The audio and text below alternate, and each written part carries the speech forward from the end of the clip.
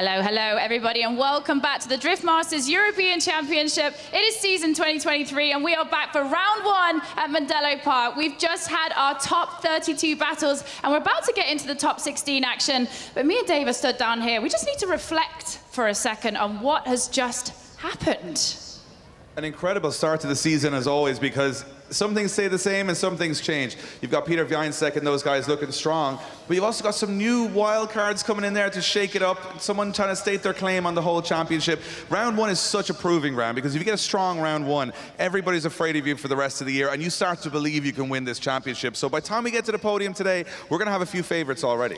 Absolutely, and talking of wild card drivers, I mean, we've got such a strong Irish contingency out there. I mean, first of all, let's have a quick look at Dylan Garvey, not a wild card driver, but the first season he's doing in Drift Masters, and what a debut. Such a smooth, strong driver. Absolutely. He's a rookie driver, but he's coming in as the UK champion. He has grown in stature dramatically in the last couple of years. Now he's got the horsepower in the car and the team behind him. He wants to do some damage here today and make a statement. I wouldn't bet against him at this point. That young man has a lot of confidence, a lot of horsepower, and a lot ahead of him. And do you know what? He's always got a big smile on his face. You know when you go up to him and he's like, I'm just in bonus time now. I've got past qualifying. I'm through top 32. He's like, if I go home now, I'm grand. Yeah, and it's all bonus time. He's not got the pressure that Więcek and those guys have on their shoulders of performing every time. He can take any name he wants here. If he goes home now, it's a bonus, it's a good start. So he's going to be dangerous in that top 16. Absolutely. Now, we've got to talk about Piotr Wiecek. I mean, two-time defending champion. He's got a lot of heat on his back. I mean, he built that beautiful A90 Supra, but he's come back in Old Faithful. I feel like he is just so happy in that S15. He just doesn't want to get out of it. He's happy, and again, he's fast, which is the problem again that was last year. He's so fast in that car. He has it gripped up that it's almost very difficult to drive, but it's difficult to catch him when you're getting off the line. The one thing we noticed from Clint Van Hout's battle with him is that what they need to do is jump that line, stay with him, do not let him get ahead in the first corner. I think a lot of it has come down to speed. You know, like everybody this year has upped their game. The engines are faster, you know, grippier tires. Like, can you see the fact that everybody is just pushing so much more this year? I mean, we're at the limits now of grip, of power, of how much a tire physically can handle. These guys are on the limit. We've been drifting for 20 years. Right now, we're on the edge, and these guys have to drive cars that are probably harder to drive than any year previous. Now, Przygoński, I mean, we've got to talk about that battle that he had. I mean, it went one more time with Lee Scott, and can you see the transitions here? I mean, I don't know whether it's that GR86, like they're so short, and they just make the transitions look so snappy. I think he was just on a whim and a prayer there when he did that. For sure. When I say short car means you got to be even closer, right? Closer to the walls at the back and closer to the other driver at the front. He is not afraid of smashing up that beautiful new car, but I think he's kind of tired of sitting in the mid-pack. He wants to start, you know, being a bit more aggressive, and we saw that in the top 32. He keeps that up, he's going to be a problem for everybody. What's your battle of the day? I think right now, the next one I'm looking forward to is Duane McKeever and Darren Mack. You know, there's so many scattered across this top 16. It's almost like, you know, 8 finals. But I'm agreeing. Darren McNamara and Duane McKeever. The twist there is that last year, Darren McNamara gave his car to Duane McKeever at this round. Now they're going head-to-head, so it's going to be very interesting. Right, guys, let's get into the action. No more talk. We're going to hand you up to Ian Waddington while Dave gets himself up to the commentary tower. Let's get this show on the road. Becky, and yes, here we go. Let's get that show on the road. This is what we like to class as the main part of the show. And before we kick off the main part of the show, we had an incredible top 16 parade on the circuit. As you see there, a lot of these drivers getting up close and personal, shaking hands before they go head-to-head in battle. The crowds in the grandstands were loving it. We were loving it in the tower. Everybody around Mondello Park was having fun. Look at the packed-out grandstands. Max Heidrich, one to keep your eye on this weekend. He's here with that fun attitude, but the returning former champion James Deane says he's here. He's a wild card this weekend. Nothing to lose, just one to put a cat amongst the pigeons. So there we go. Everyone around the banks is ready, but let's take a look at the battles coming up today. First off, James Deane's take on Juha Pöytälaakso, Darren McNamara to take on Duane McKeever, Garvey to take on Lauri Heinonen, Ørjan Nilsen to take on Kevin Piskolty, Shanahan, Juha Rintanen, Więcek against Przygoński, Shanahan, Conor against Alan Hynes, and Max Heidrich to take on Pontus Hartman. And we see his reaction earlier on. That meant so much to that Swedish driver to get into the top 16. He's not had much luck here at Drift Masters European Championship, but maybe this year is the year, as for many, that it could be the one. This time for messing around is over. It's game time. Let's get on with top 16.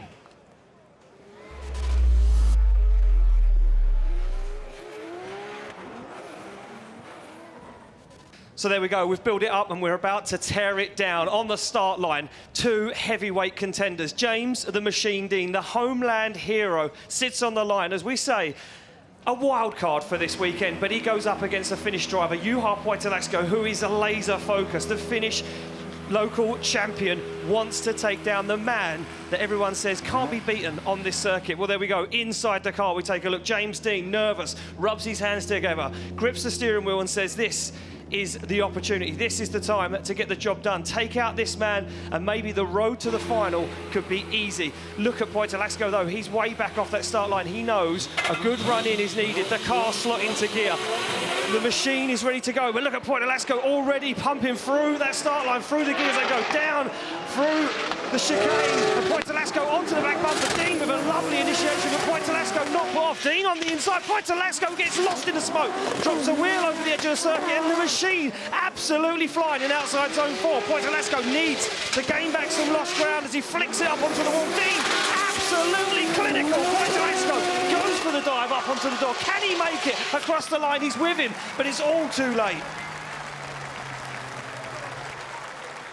Wow, unbelievable. Unbelievable from James Deane. That was an absolute clinic, a masterclass put on there. Look at Pöytälaakso here, goes super, super wide, lost in the smoke, just wasn't close enough on that initiation to keep up with him. And then for Pöytälaakso, all kind of fell apart, washes wide, shallows up the angle, tries to find Deane, but Deane is on an absolute flyer as he transitions into outside zone 5 and up onto the wall. James Deane this weekend, maybe a man that cannot be stopped. Dave, you've had a quick sprint across the paddock after that intro. You're in the hot seat. You missed probably the hottest battle of top 16 already. I caught it just like everyone else did. I saw the 2 cars from ground level come in over the corner. It's a different game when you're here in the flesh, seeing the speed they're carrying through that first corner. But Deane comes in hot, fast. Pöytälaakso looked like he just couldn't hang. He couldn't hang at all, and that's why he dropped that wheel in. But now he has to hang. Now he has to pull it together because he sits in the lead position, and James Deane knows all he has to do is keep all 4 wheels on the tarmac and give a nice, close-ish proximity run. But we know James Deane, Dave. We know James Deane all too well. He is not going to go down without putting on a show and proving to the judges why he is the best. No, James has done a lot of testing to get a lot more pace into this car, a lot of suspension setup changes. He said he's driving the car very gripped up. It looks like it's working. Can he stay with Juha Pöytälaakso as they come down the straight? James Deane staying with him in the first corner as they fire in. The big angle from Juha as he comes through and misses that inner zone, allowing James Deane back into the battle as they transition back out to the edge of the circuit. Very wide from the Finnish driver, but Deane able to adapt in the chase position as they now put the smoke down towards the walls. Big wall run from Juha Pöytälaakso, absolutely perfect. Deane not quite on the door, but very close all the same. Very little wrong from either driver on that second half of the battle. Yeah, very, very little wrong there, as you mentioned, Dave. Just that zone from Pöytälaakso. Look at this on initiation. Deane giving him the room to manoeuvre. Gets that inside zone, but then goes super wide here, almost 2 wheels off circuit. Keeps it together, luckily. But James Deane, yeah, doesn't do too much in this one. I mean, again, it's Juha really knocking himself out in the chase position. He kind of made an error. I mean, his lead run shows the potential he could have had this weekend. He was dialed in that lead position, very strong. We know his character. We know how good he is. We know how many trophies he has in the cabinet. But when you go up against Deane, again, once again, I think we're seeing drivers overdrive a little bit in the chase position. Deane a little too hot to handle on the first corner. We'll see which way the judges call this one. So there we go, both guys out of the car. Pöytälaakso knows that was a tough one, and exchanging a few words there. The international hand symbols of you were gone and I was here, and all drifters. It's just these 2 hands moving, you know, imitating the cars. Having a quick look back at the replay of the judges on this one, just having a quick analysation of a big angle from Deane as he throws in that first corner. A little bit of a wheel drop on the inside, and Pöytälaakso goes off the track behind. So probably just having a look at Deane's initiation there, seeing if it was all okay. And again, I mentioned before, we have these initial thoughts as our immediate eyes look at the event that's happening in front of us, but the judges go back to the briefing, back to the criteria, what they explained in black and white to the drivers. So having a little look at that one, maybe a double check for them, and we'll have the scores drop in right now. It's for a space in the top 8, and it is going to be James Deane gets the win. James Deane gets the win and goes through to the top 8. And Juha Pöytälaakso is knocked out at that particular time. Just going to go quickly back to you, Kevin. A little look at the first corner there, just to give us an insight of what you guys were checking out. Yeah, Deane, we just had to do a little bit of an analysation there, the first corner, because as you could see from the replay, James was very, very tight from outer zone 1 to inner zone 2. And we were wondering, did that cause Juha to have that understeer and to maybe go off and drop that wheel while he was in the chase position? We deemed it that Juha didn't have as much proximity as we'd have liked to have seen to have caused that, so we think it was an independent mistake for Juha, and therefore he was at a massive deduction then going into the second run, wasn't able to overturn it, and James gets the win. Thanks, Kev. Love hearing it. Love hearing the insight from the judges of the way they're analysing it and breaking it down. You guys are stuck with morons like us trying to organise our thoughts, but those guys are really thinking it through. We're really good at talking about how we can do it. But we can't. Well, we can't, no. This is a big one. Me and Becky were speaking about it last year. Darren McNamara put his car on show. McKeever had a breakage, took Darren McNamara's car to the top 8. Now they're up against each other in their own cars. McKeever back for vengeance. Darren McNamara here to prove a point that he builds the most insane cars in the world. This one is going to be fast. It's going to be very loud. And there's going to be a no-love loss between the two of these guys because they know how good each other are and how much they want to win. They certainly do. Well, off the line, no messing around. McKeever through that chicane, down through the gears. Look at Darren McNamara. He knows the pace in McKeever's 180SX, so he knows he has to keep close, but nice initiation from McKeever straight up on it. Oh, McNamara catches big understeer. Oh, he's in the wall in a big way. McNamara in the wall in a big way. As now Duane McKeever will be red flagged to stop that car. And that's the understeer. We see that last year. That came into play last year so many times, Dave. And you know what? I was hoping we wouldn't see it again. And unfortunately, we have. And look at this. Yeah, you can see Duane McKeever coming back in just to check on Darren McNamara. It looks like he's got away okay. That rear wing hasn't, however. However, those padded barriers that were laid down there have done a good job of saving most of that car. And that car is very lightweight. Well, he's left-hand drive as well, and Dave. it's also left-hand drive, so he's hit the wall there on that. And you can see it here. He dials so much grip into the cars. The back wheels grip, send the front wheels completely out of control. And he's a passenger at that point. That's a big impact for anybody. Look at these guys wearing hands devices. You know, all the safety gear stopping their neck from moving in the car, because that was a pretty big shunt. Wow. Well, there we go. We can see Darren McNamara out of the car now, and most of the crowd here giving him a big round of applause. He's safe. Look, we talk about safety in these cars, Dave. Hands devices, helmets, 6-point harnesses, seats, everything every year is checked. The scrutiny that these cars go through by the Drift Masters team is second to none, and they won't let any single car on the grid unless it is 100% perfect. No, 100%. And I think that car has held up pretty well. I mean, there's a lot of fiberglass and aluminium on the back of the car, which makes sometimes these incidents seem worse than they are. He's taken about half of the grass in Mondello into the front scoop as well. But what I will say is that, you know, he talked to me in the break. It was one of the drivers actually, you know, we like to catch up with them, Ian, just to get their insights. And I'll tell you what I learned from Darren. He goes, I'm stuck between keeping the car loose and accurate or gripping the car up and being a little out of control with understeer. And it looks like he just swung the wrong way there and said, you know, I'm going to make it so, I mean, McKeever is so fast. You've got to make, you know, got to make those adjustments. But yeah, look, we got Becky down there with Darren McNamara, right? Darren taking a big hit there, Becky. He's okay, right? Absolutely. I just asked him their first question, as always, when anything happens like this with our drivers, are you okay? And he gave me the nod and said, yes, I'm okay. But just looking at the car here, he's going to be busy in the garage for the next few months, I can tell you that. Darren, he's on his way. At least. There he is. There's a big smile on your face still, so big round of applause, everybody. He's okay. Darren, can you let us know what happened there? We were going really fast, so I knew Duane would be really fast. I jumped the line, I tried to stay with him, and then he's really quick still, so he kind of blew past me in third or fourth gear a little bit. So I tried a little dive and a little too much left foot brake, and there's so much grip in the rear, just pushed the nose, and from then I just tried to avoid him, and yeah, this came pretty quick then, but a lot of fiberglass around the place, but I'm all good. Darren, who put that there, right? Well, it was good, it was there. Looking at the car, what's your first impressions? It's fine, just fiberglass. We won't get the second run, obviously, but it'll be fine. We'll be out next time. Well, delighted to see that you're okay there, Darren. Thank you so much. Thank you. Cheers. Bye, guys. Thank you. Well, one thing about Darren McNamara is he's been in a couple of those shunts before, and that would be a 2 out of 10 for Darren's previous. He's always pushing hard, as he said. You know, he had the Ricky Bobby quote, I was going real fast. He was going real fast. I was going real fast, and then he just blew past and then he stopped real fast when he hit the barrier. So it's the speed that these guys are carrying. We watch this sport in the, you know, for those of us from Ireland, you know, we watch this, you know, 10, 15 years, and they're almost at double the speed we were 10 years ago. So it is very hard. Once it goes wrong in an instant, there is no way of correcting it. Once you hit the grass, you've got no grip. And those foam barriers and all that, there to protect those big impacts. So Darren's car will be towed away. It probably will hand the win to Duane McKeever.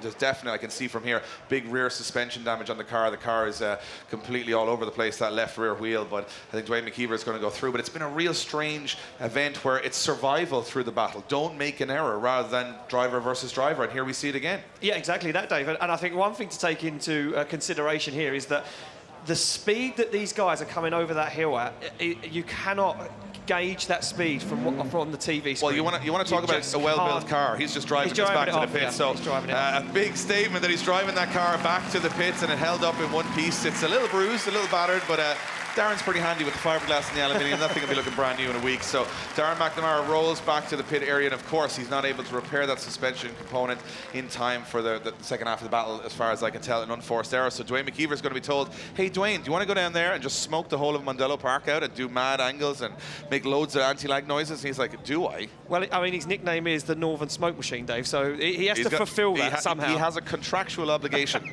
to be the Northern Smoke Machine. They've said to him, go down there and have some fun and enjoy yourself. And Duane's like, well, I'm not going to get it easy for the rest of the day. I may as well go down and test the limits. You're going to hear a very loud RB26, or 28, if I'm not mistaken, go around the track right now. One of the loudest, most brash cars on the grid. And Duane loves it here at Mondello Park. It's strong. He's into the top 8. And, you know, we've watched the first 2 battles, so you know what's coming if you're keeping an eye on things. And it is going to be sending Duane McKeever into the first corner. He's going to do something for the fans here. This is going to be fun. This is going to be, I think he's going to go really light on the car. I think he's going to have a lot of mechanical sympathy. He's just going to really potter around, just do something nice and relaxed. I mean, if you know Duane, he doesn't No, he's not, because he's going to back up as far as he can, and he's going to rewarm the tyres? Yeah, rewarm the tyres. I thought he was going to go for a longer run-in. And I was like... I love how we expected it from Duane McKeever. Like, maybe he's going to start from, you know, some other town nearby. The paddock. Yeah, no, he's going to take a chance just to warm up his front tyres. Look, and I think that goes to show you that if the front tyres aren't scrubbed and hot before those guys come down, if you're new to this, if you're wondering why do they do this down the back of the paddock, they're wasting tyre before they go. Duane McKeever's just told the marshal on the start line that he's going for a big one. A big one. So I don't know what that means, but we're about to find out. Well, we are certainly going to find out. Well, here he comes through the chicane and down through the gears, and McKeever is going to put on a show for everybody here in attendance. Look at the initiation. Absolutely flying is Duane McKeever. Full throttle through 3. This is just a masterclass. And again, this will be another driver gauging out that circuit, Dave. As the temperature drops ever so slightly here, there's a light breeze in the air. He's going to want to know exactly what that track's like every single turn. And Duane McKeever, ladies and gentlemen, puts on an absolutely unbelievable run, puts on a show for the crowd. And did he? I can't see anything. Yeah, I mean, the whole of the commentary tower and the grandstand is just smoked out. Well, so. You know what?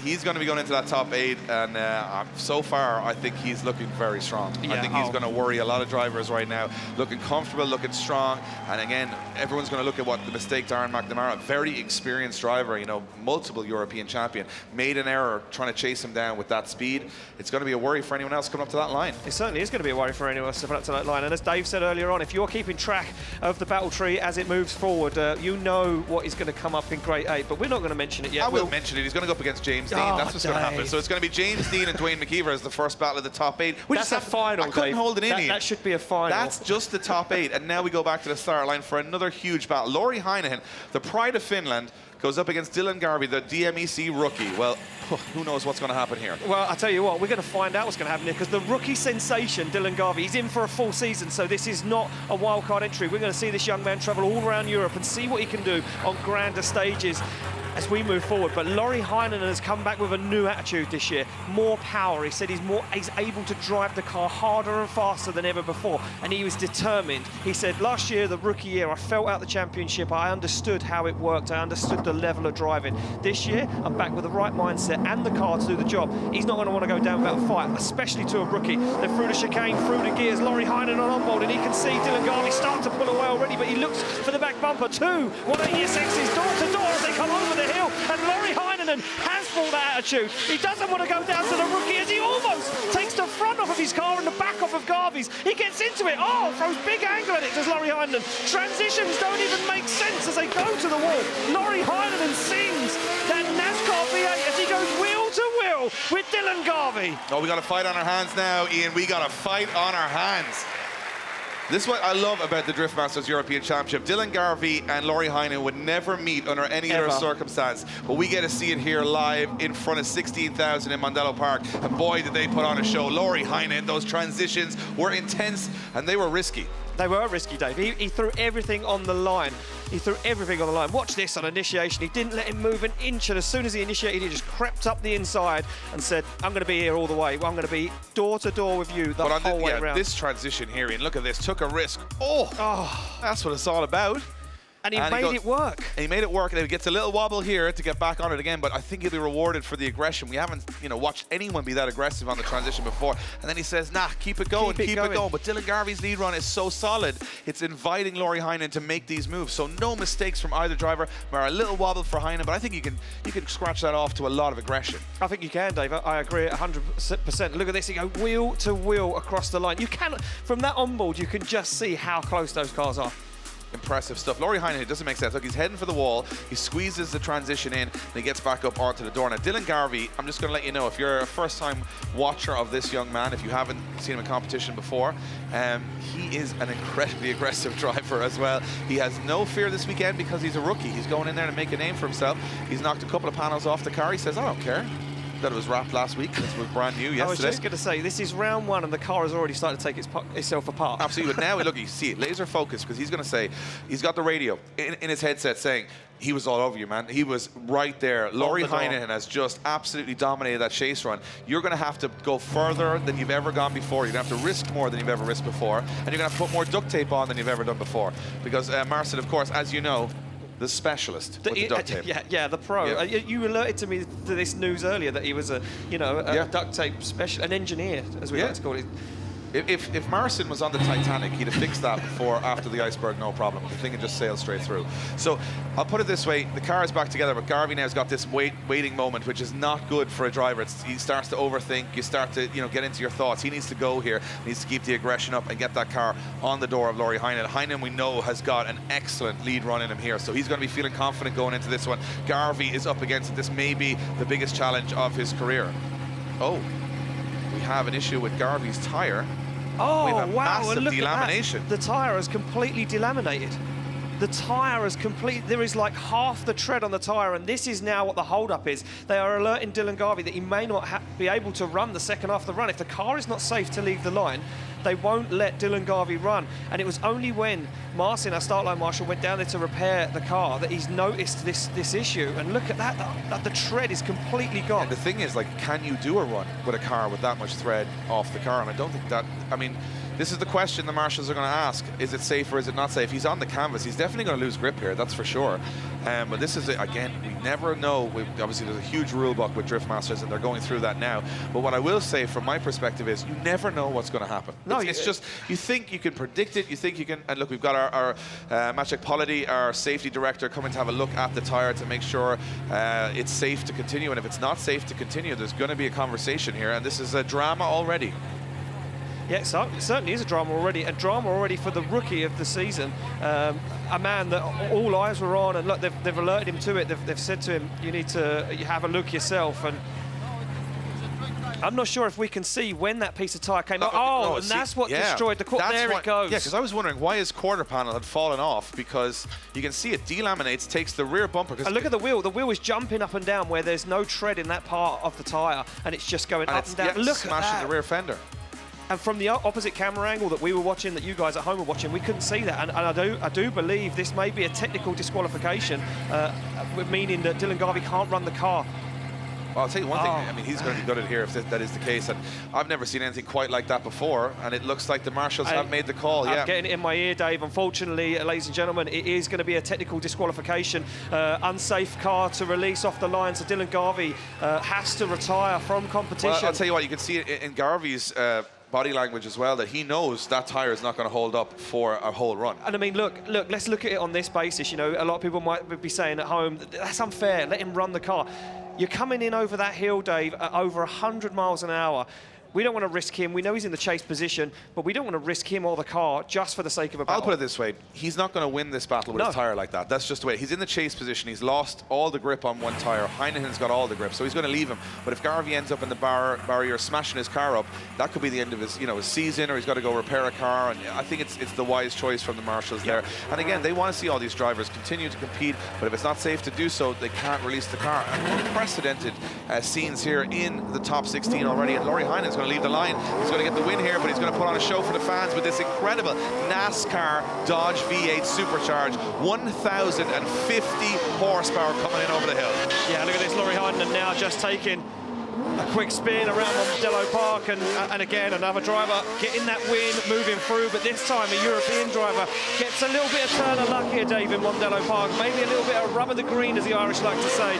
And Lauri Heinonen, well, he said he wanted it this year, maybe this is the year. Look at that door open, waving to the crowd, he's putting on a show. Wow. And I'll tell you one thing, last year, similar story, the Irish came out very strong in qualifying, very strong in 32, but as 16 progressed, the international drivers started to fight back, and that may be what we're seeing here now. Of course, with Dylan Garvey, he hasn't put a foot wrong all weekend. I mean, he's qualified in the top 5, and he's gone out there and won his top 32 battle, and now he's eliminated by a tyre delamination. So Dylan Garvey really is as good as they say he is, because the driver did nothing wrong all weekend. The car let him down. And now we see our next battle lining up, and they just keep coming. The big names keep rolling up to that start line. Ørjan Nilsen on form. Kevin Piskolty on form. And both of these guys won a podium today, and one can't get any further than top 16. Big battle coming up. Yes, certainly is, Dave, as we see Kevin Piskolty down there warming up the back tyres and the front tyres on that BMW E92. A V8 supercharged, 1,000 horsepower. Casual 1,000 horsepower. Like, just incredible. And the thing about Kevin Piskolty is he looks so relaxed in the pit area. He was having a cup of tea earlier on. He was like, yeah, I'm going to give it a good go. And he just was smiling. And that is always a dangerous driver, because when you see that driver sitting on his own, nervous, he's not probably mentally prepared. But both of these guys look super calm. Ørjan Nilsen was out signing autographs, smiling with the fans here in Ireland. These guys are ready to rock. They certainly are ready to rock. Well, let's see them get down to business. So right now, Ørjan Nilsen laser focused as always. Look at that, shades on, thumbs up to the crowd. And Ørjan Nilsen ready to do business. Lead position for the Norwegian, the Hungarian driver, to give him a chase.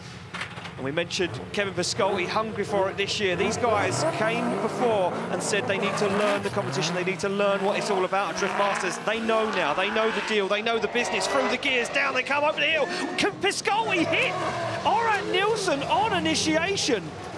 Did he hit him, or did him, Dave? Or did Nilsen not initiate? I think he hit him, because he was so close. Did Nilsen not initiate, or did Piskolty hit him? I'm on the fence. Whoa. Right, well, I'm going to tell you I'm what a bit like the 6,000 over there. I'm on the fence. He hit him. Something come off the car as well in quite a fashion off of the rear. I think Nilsen has a problem. No, I think... No, Nielsen's got a problem. I think he shuts down on the straight. Nielsen's car sounds like it's got a diff problem. I think he's just not initiated. I think he's slowed down.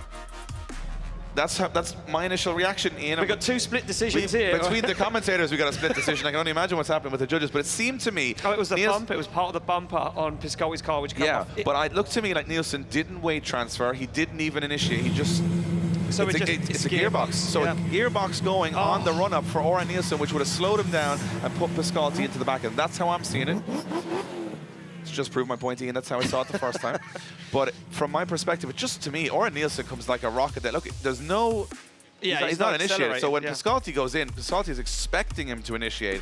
And Piskolty's like, what's going on? But that, to me, he's obviously gone for a gear. The gear has just absolutely left the building.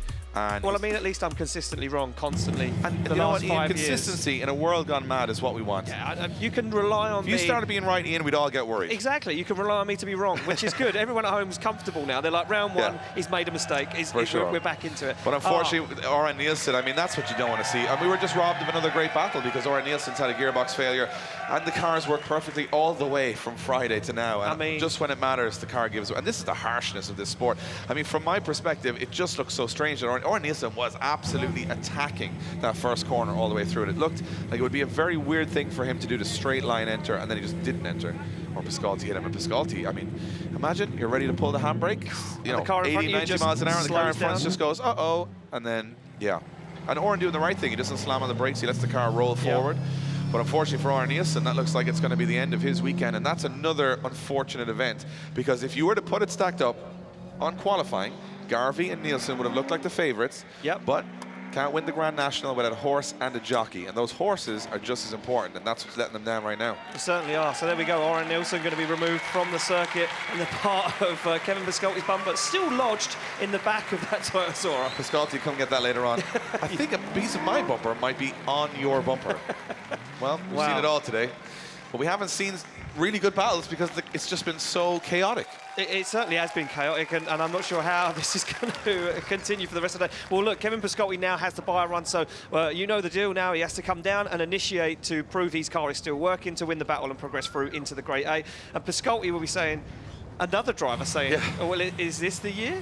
Yeah, and they're all getting a bit of luck, and they're going, oh, this could be my day. This could be the one. Well, they can't stay lucky forever. They're all going to meet each other at some point. At some point, some cars have to battle. So here we go. Kevin Piskolty throws up the heart, and he is absolutely pumped on that. He would have liked to have battled Ørjan Nilsen to get the win. He's not that kind of guy. No, none of these drivers really want to win by a buy run or default. They want to prove their worth. If you want to be the best, you got to beat the best, and that's what they all preach here. And Kevin Piskolty is coming for a bit of a fun run. He can only drift one corner and he still wins the battle, but I think he's probably going to give it a go. And here we go. Kevin Piskolty throws in, big angle, firing through the course. Definitely just going to shut it off there and go, no point in risking my gearbox for a battle that doesn't matter. So Piskolty will get the call, get the official result, and another driver moving through to the top 8. Great start to the season for him either way at this point, right? Yeah, there we go. We make it official as well up on the screen.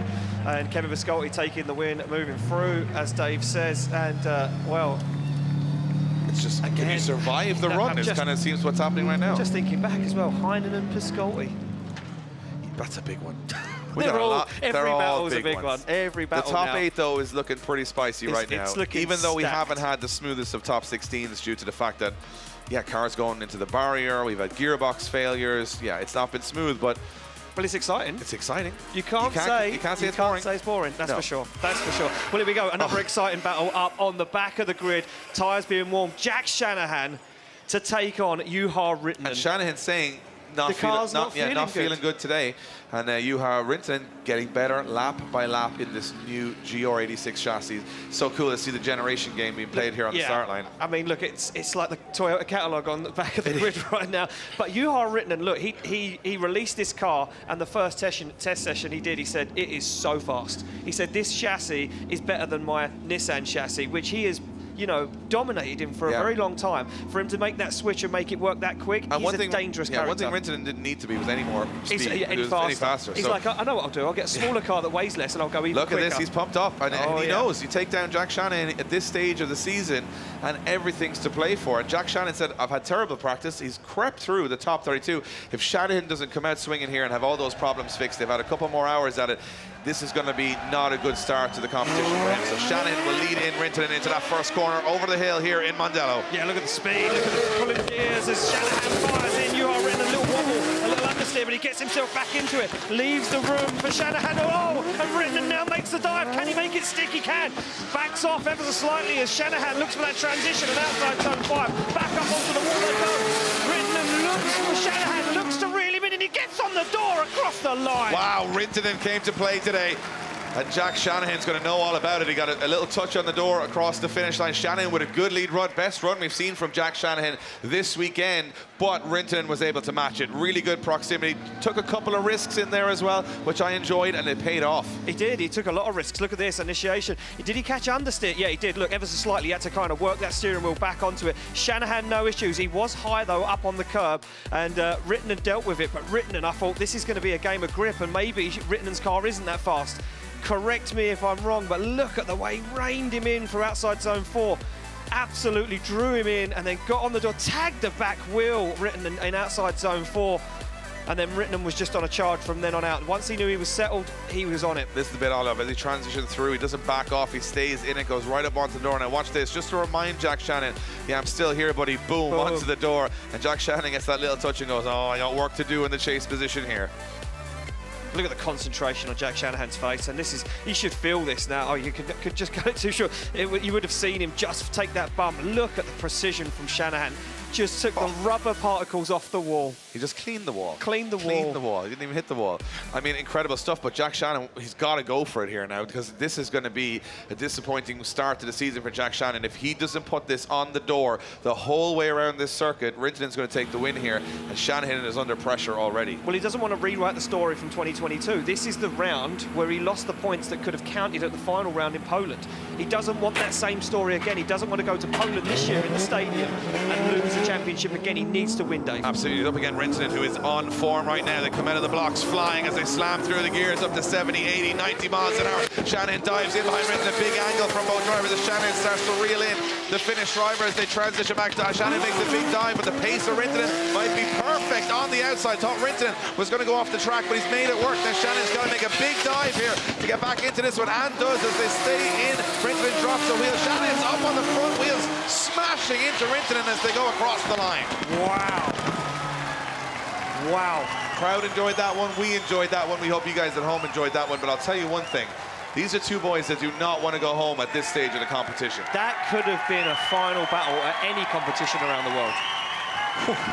And that is a top 16 battle. Yeah, I'll tell you one thing right now. Rintanen, for me, this transition, I thought he was going to end up 20 feet in the gravel. He was going so fast when he transitioned here. Look, it looks like he's going to wash straight off the track. Puts the power down, car hooks up just perfect into that outer zone. And Shanahan's cutting track here, trying to stay with him, but he does get that proximity, and he doesn't have as many wobbles as Rintanen in the chase position. He's a little bit more fluid, a little bit more consistent, no contact. But does he have those flashes of brilliance? It's so hard to know.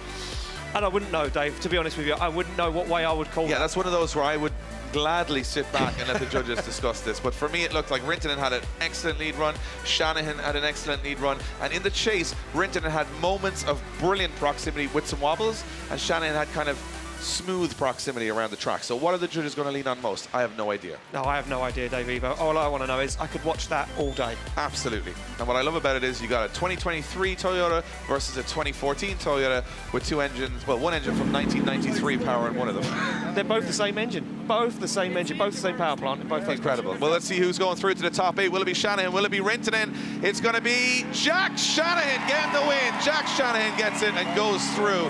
And Kevin, I'm going to throw it quickly back over to you. We were discussing, not that we know a whole lot, but we were discussing moments of brilliance from Juha, but a little bit more consistency from Shanahan. Was that how you guys saw it? Yeah, you hit the nail on the head there, guys. It really does come down to the consistency, I guess, and not making errors. You look at both lead runs, and both had their errors in them, but then when you look at the chase runs is where it really all came to life. Juha had flashes of brilliance where he was really on the door, but he was having to sacrifice that angle and that line as well to get that proximity, something that we really reiterated in the briefing that we didn't want to see. Whereas Jack didn't really have that issue. He was absolutely nailed to the door for the majority of the run, and he was matching that angle and most of that line as well. So overall, Jack definitely coming away with that win. Absolutely, and we move on to another heavyweight battle. Polish champion versus Polish champion, European champion versus the man that wants to be European champion. Kuba Przygoński's won the Dakar, he's won the Rally Championships, but can he take down your current reigning two-time champion, Piotr Wiecek? It doesn't get any bigger than this, and Wiecek, if he wants to do it again at Mondello, has to go through the biggest of adversities right now. He certainly does, and his fellow Polishman's not going to let him get away with it easily. Look at this from Przygoński, who looks for the door, looks for the side, but the grip and the pace from Więcek makes him go too wide. He drops a wheel over the end of the circuit. Przygoński deals with it, now drops down the inside. Przygoński shallows up the angle, looks for the transition. Now, will he hunt down Więcek? He certainly goes for it. As they jump into outside zone 6, Przygoński keeps his distance, dials on the angle across the line. That was a mistake from Więcek. It was a mistake, but Kuba's cutting some track to stay in that chase position. For me, Ian, he was struggling to keep the pace. Yeah. Więcek, at one point, I thought the track was going to start turning backwards and he was going to roll it up like a carpet. As they come through, Kuba's on a very shallow line. Now watch him dial off the angle in the chase position here. Więcek drops over the edge of the track. Now the judges said in briefing, dropping over at that point, they're allowing a little bit of error there because it's hard to distinguish in the car over the hill. But Kuba Przygoński's on the inside of the track. Now right here, this is where it sorts itself out. But Więcek is so fast around this circuit. Przygoński's got the pace, he's got the same grip levels, but Więcek through that first corner, very few sticking with him. Wow.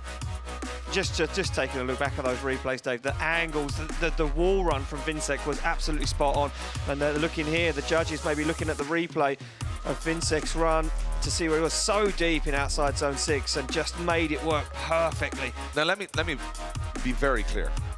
This ain't over till it's over, no. because the second half of this run, it's still wide open. We're talking about an error from Piotr Wiecek in the lead, dropping some wheels. We're talking about Kuba Przygoński cutting track to stay with Więcek. You know, it can balance itself off, but when it comes to the chase runs, we know Więcek, who generally can do a lot of his work on the lead run by being super fast, now has got to do it on the chase run.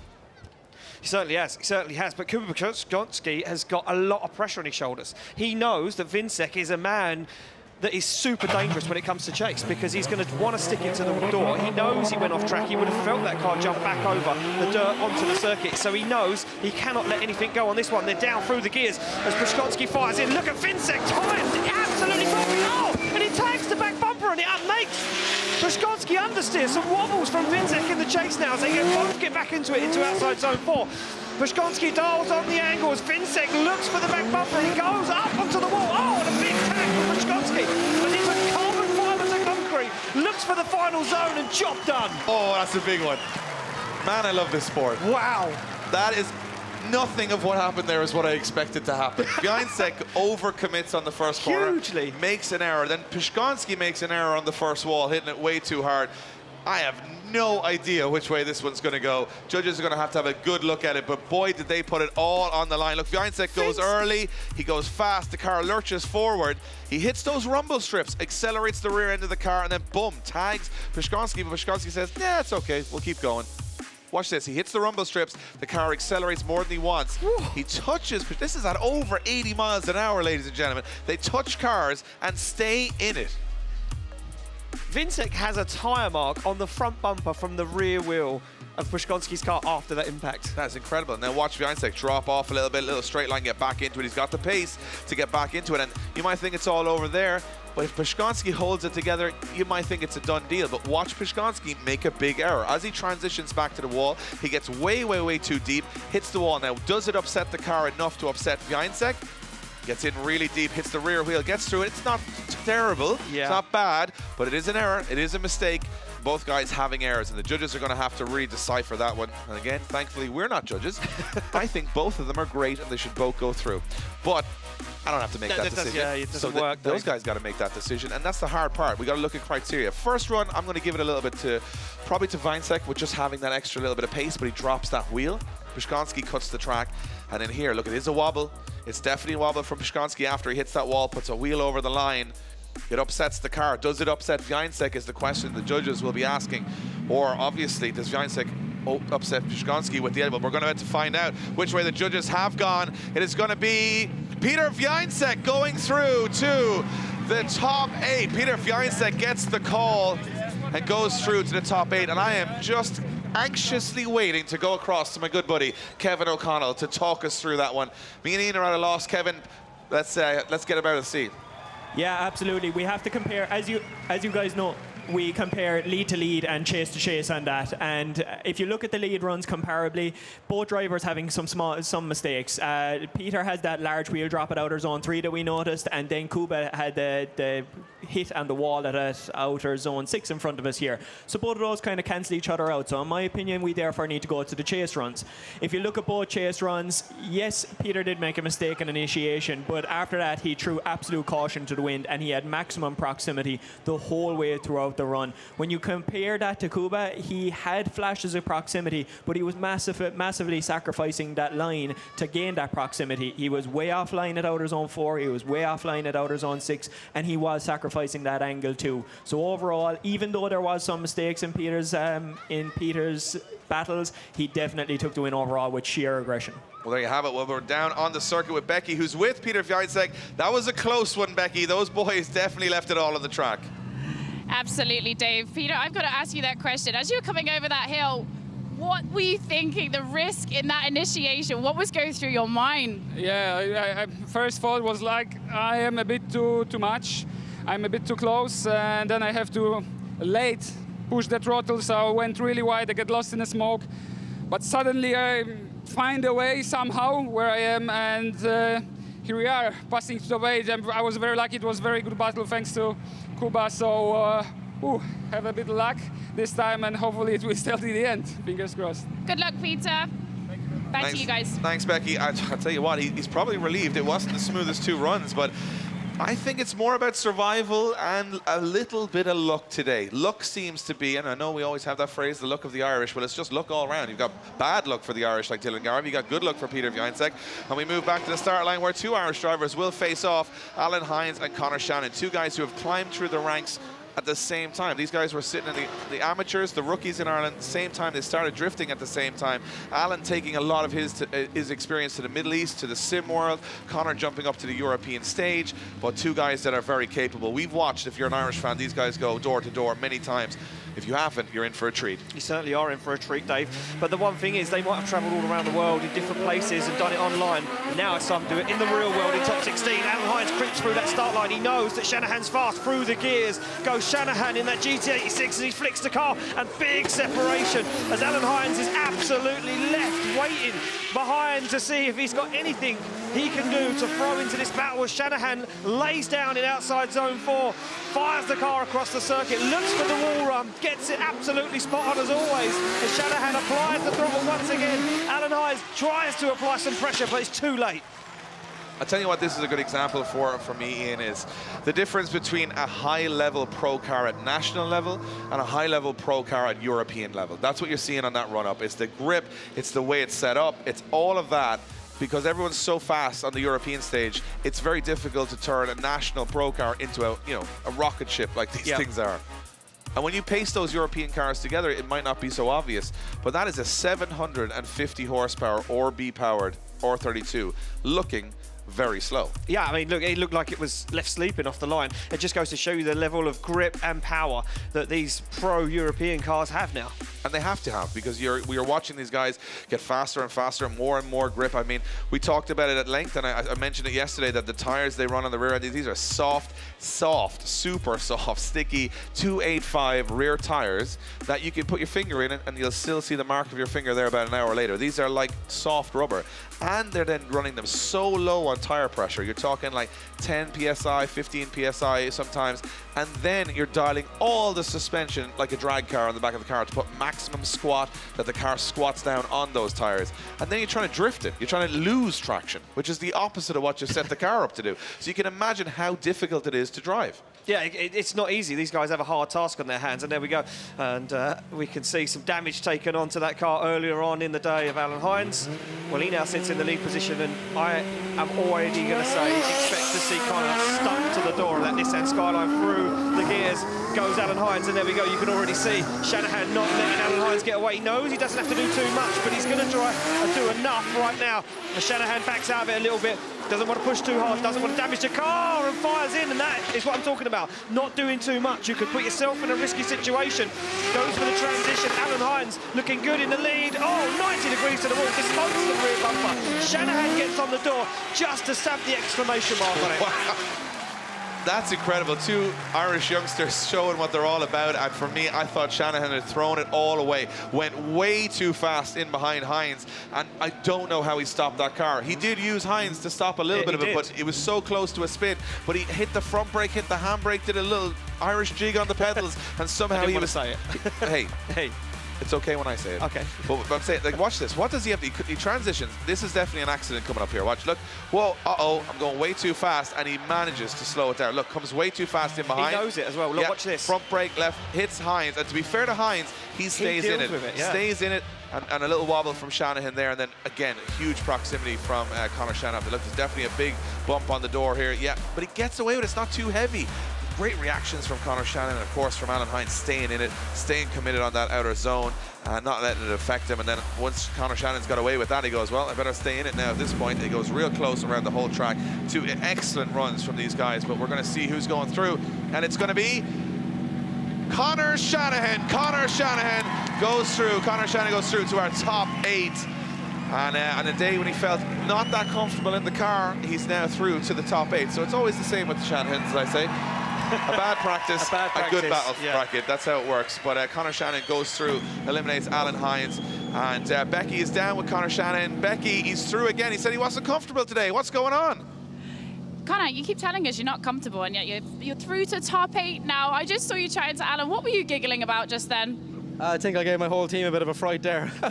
My spotter was like, give a gap, and I was like, everybody paid the ticket to come here, they would deserve a show. So yeah, Alan was super difficult to follow, to be honest. I have a lot of grip dial into the car, and I just had some fun with that. I probably took a few risks what I shouldn't have took, but put on a show for everybody watching, and that's the most important thing. And the groove is back now. I'm back in my happy place and ready to take them all on.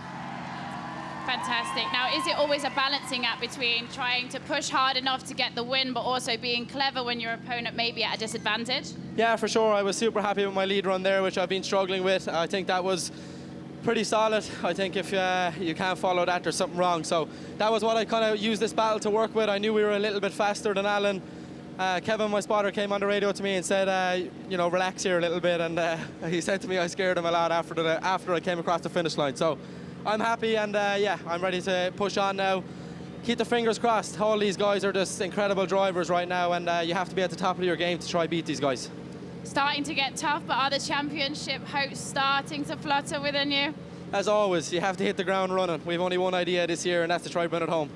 There you go, guys. That's all he has to say. Thanks, Becky. Conor Shanahan starting to feel a bit more confident. Well, you would do. You're top 8 now in the first round of the European Championship, and it's a good start either way from the points perspective, but he wants to go and win it now. He's feeling like he's got through the roughest part of the day. He's going to be a tough competitor to come up against. You can start to see that smile, that confidence. He's feeding off the home energy of the crowd, and it's going to be interesting. Yeah, certainly is going to be interesting. Look, he said he's back in his happy place, Dave. Now it could be a signal to the rest of the grid that he's dangerous, because if he feels comfortable in the car, he's happy, he's now starting to chip away. And he said earlier on he wasn't ready for the big guys. Now he says he is. Well, I'll tell you what.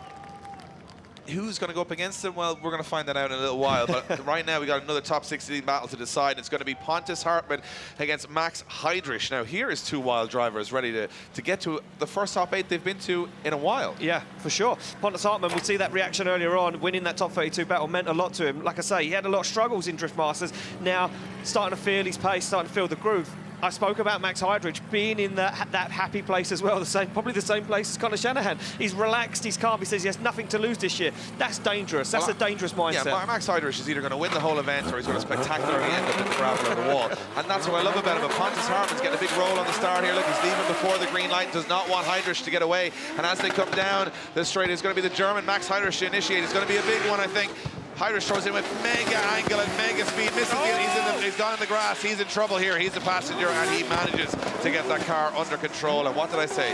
Yeah. It's either going to be perfect or it's going to be in the grass. And unfortunately for Max Heidrich, it's in the grass. Pontus Hartman is going to be smiling all the way to the finish line here. He certainly is, Dave, as he makes his way around outside zone 6, looks for the line, and he says, well, that's me, home safe and dry. All I need to do now is put down a good lead run. Max Heidrich, I think he had that mindset coming in there so fast that he could drive away from Hartman. He knows Hartman's got the power and the grip.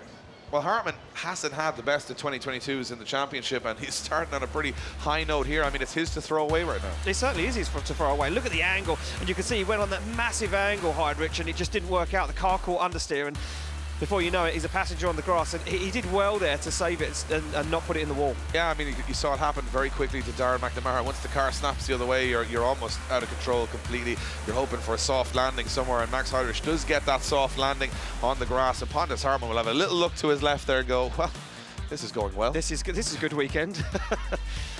So we will take them back to the start line. Looks like both cars will be ready to continue again. I'm sure Max Heidrich, you know, he's got a little bit of dirty tires and some, you know, panels a little looser than they were when they left the line the first time, but I think he's good to go. What happens next? Well, Pontus Hartman really just has to get around the track and not make any major errors, and it's all Pontus Hartman versus Pontus Hartman. Yeah. But Max Heidrich can often distract you with some crazy stuff that can turn things the other way. So we saw it earlier in the top 32. It can swing back the other way in a heartbeat. It certainly can swing back the other way in a heartbeat, and right now Max Heidrich is thinking, well, if I can force from the chase position Hartman into an error, you know, try and put him off on the run in, make him go too quick, make him do what I did. That is what Max Heidrich is going to be doing. Here we go, they are side by side, through the gears, down over the hill they come. Heidrich tucks in behind, Hartman throws it in, he knows he just needs to keep it cool, calm and collected. Heidrich is not going to let him get away with it though. He goes wide once again. Heidrich looks for the early transition, he's going to drop way down. Hartman off of that qualifying line, he's playing a safe game, is Pontus Hartman right now as they transition back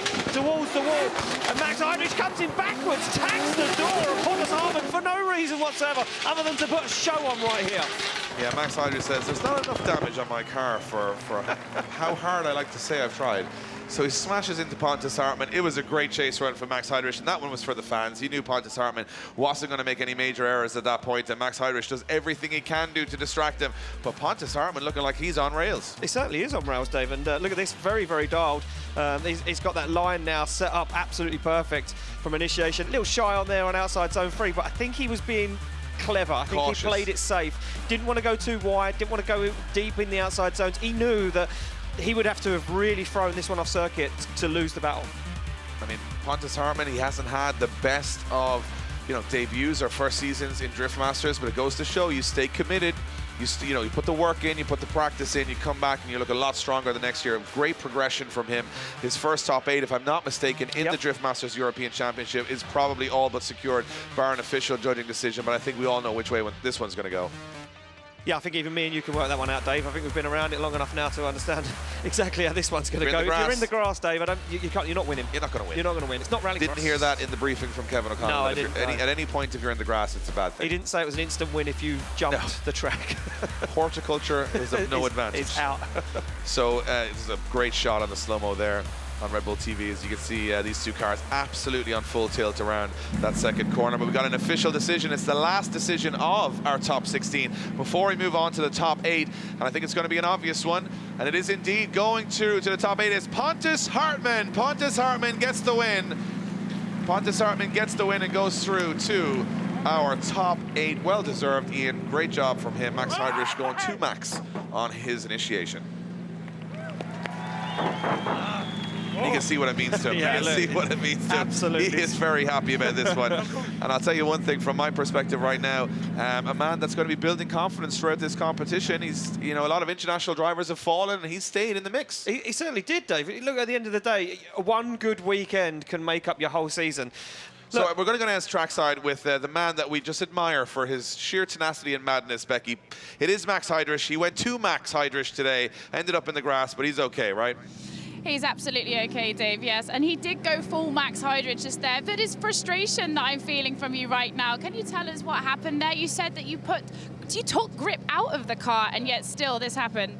Yeah, the frustration is really high at the moment. So yeah, we even put grip out of the car, but I came down the hill maybe even a little too wide and the car compressed and cut understeer and I go off track. It's fuck. Oh, sorry. I'm sorry about that, guys, but the emotion is there. But you've had quite an interesting weekend. I mean, you qualified late. Your second run was what got you into the field, and then you got through your top 32 and you were super happy. So now to go out in top 16, you've had a good weekend still. Yeah, for sure, good weekend. It's not a shame to go out here in the top 16. Super happy for that. Long time coming to be back in the top 16. So still happy, but could be better as always. But yeah, that's the game. And what have you been up to in the off-season? I mean, we see a new livery on the car. Is anything new to this? You've been practicing in the off-season? Not much practice at all because Germany and time and money. We have a new engine in it and my brother built his own carbon Kevlar rear end, so pretty proud of this, and car feels good, but yeah. Are you bringing a new energy to Drift Masters this year? Were you feeling super pumped, or is it you're kind of just working on the progress you made last year? Yeah, maybe it's because I'm a daddy now and have a beautiful daughter, so that brings a lot of energy to life. So yeah, we hope to keep going. We see how the rest of the season will go, so we will see. Hey, look, Max, at least you didn't just sit in white paint on a wall. I mean, it could be worse, right? For sure, could be even worse. We saved it on the crest, so I think we put on a show in the chase, and that's what matter for me. So going home with a good feeling still, and we had a lot of fun here. Thank you to all the Irish audience. You're amazing, guys. Thank you, guys. It's great to have you here, Max, and we'll see you at the next round. Thanks, Becky. Well, Becky now joining every other driver by going home with most of the paint from that wall this weekend. And I'll tell you one thing, I'm putting a Max Heidrich poster on my wall because that guy is a hero. Yeah, look at this. Absolutely coated in paint is Becky. She's sat on the wall after it's been painted. And you want to get out of there because drivers are attracted to white paint on this track. Yeah. She might be a moving clipping point for the rest of the day.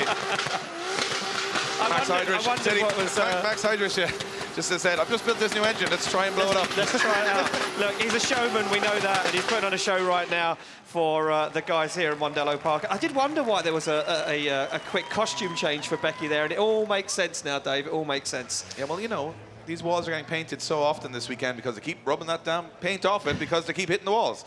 So we're going to have a look at our top 8 and look at this, ladies and gentlemen. James Deane goes head-to-head with Duane McKeever in the top 8. Kevin Piskolty on form against an on-form Lauri Heinonen.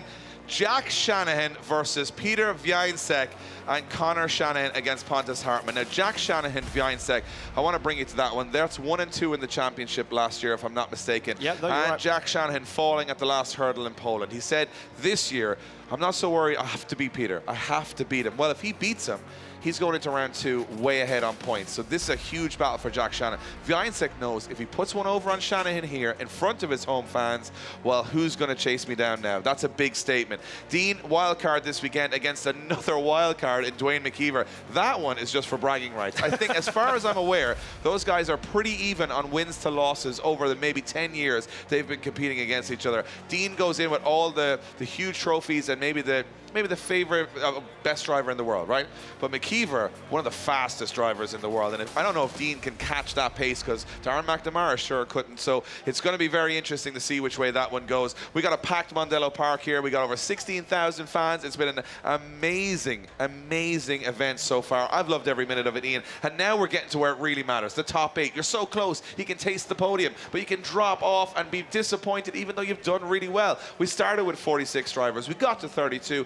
Now we are down to the top 8, and Mondello Park are ready in anticipation for an amazing finale. What I love about this event is from here on out, I can't predict it. We saw Więcek have a big wobble in his battle. We saw Shanahan have a wobble. They're both going up against each other. I'm not saying who's on form and who's not, but right now, to me, of all the drivers there, Deane and McKeever are looking like they're pretty untouchable right now, but they didn't get tested in the top 16. They didn't have a battle, really. So from that perspective, it's just going to be do or die on the first run out. This is what drifting is all about. This is what European drifting is all about. It's about putting the best drivers from all over the world together and seeing what happens, sitting back and enjoying it. And that's exactly what Ian, I, and all of you guys are going to be doing for the next hour or so as 8 drivers become 3 on the podium. But let's be honest, they all want the one top step on the podium. Mondello Park is ready for some more action. And you know what? If we've anything to go by, thrills, spills, crashes, breakages, it's all ahead of us for the top 8. Hopefully, we get some good door-to-door battles. And from my perspective, this track, you know, it gets faster, it's getting more dangerous. And I'll tell you what I want to do right now is, before we get into the rest of this season, let's go back to last season and see what got us to this position today.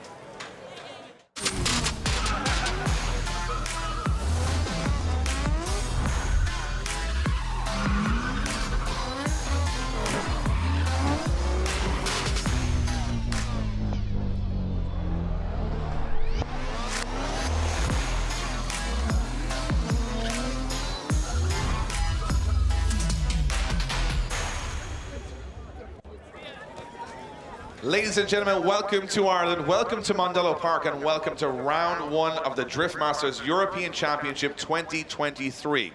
We started this weekend with 46 drivers. We are now down to the final 8 competitors looking for 3 steps on the podium, but there's only one that matters, and that's the outright win.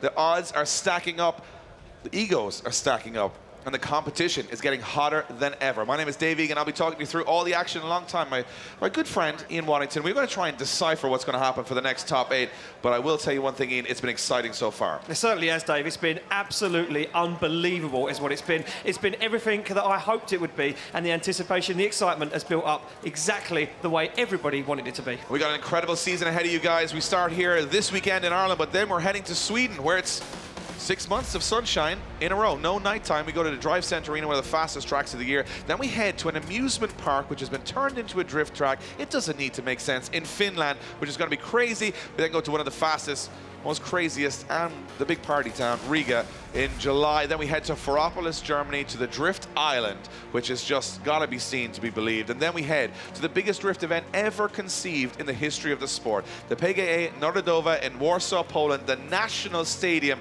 almost 60,000 seats. We'll watch the final of this championship this year, and I cannot wait to get there. But I'm also cannot wait to get here, because right now, this is the start of the championship.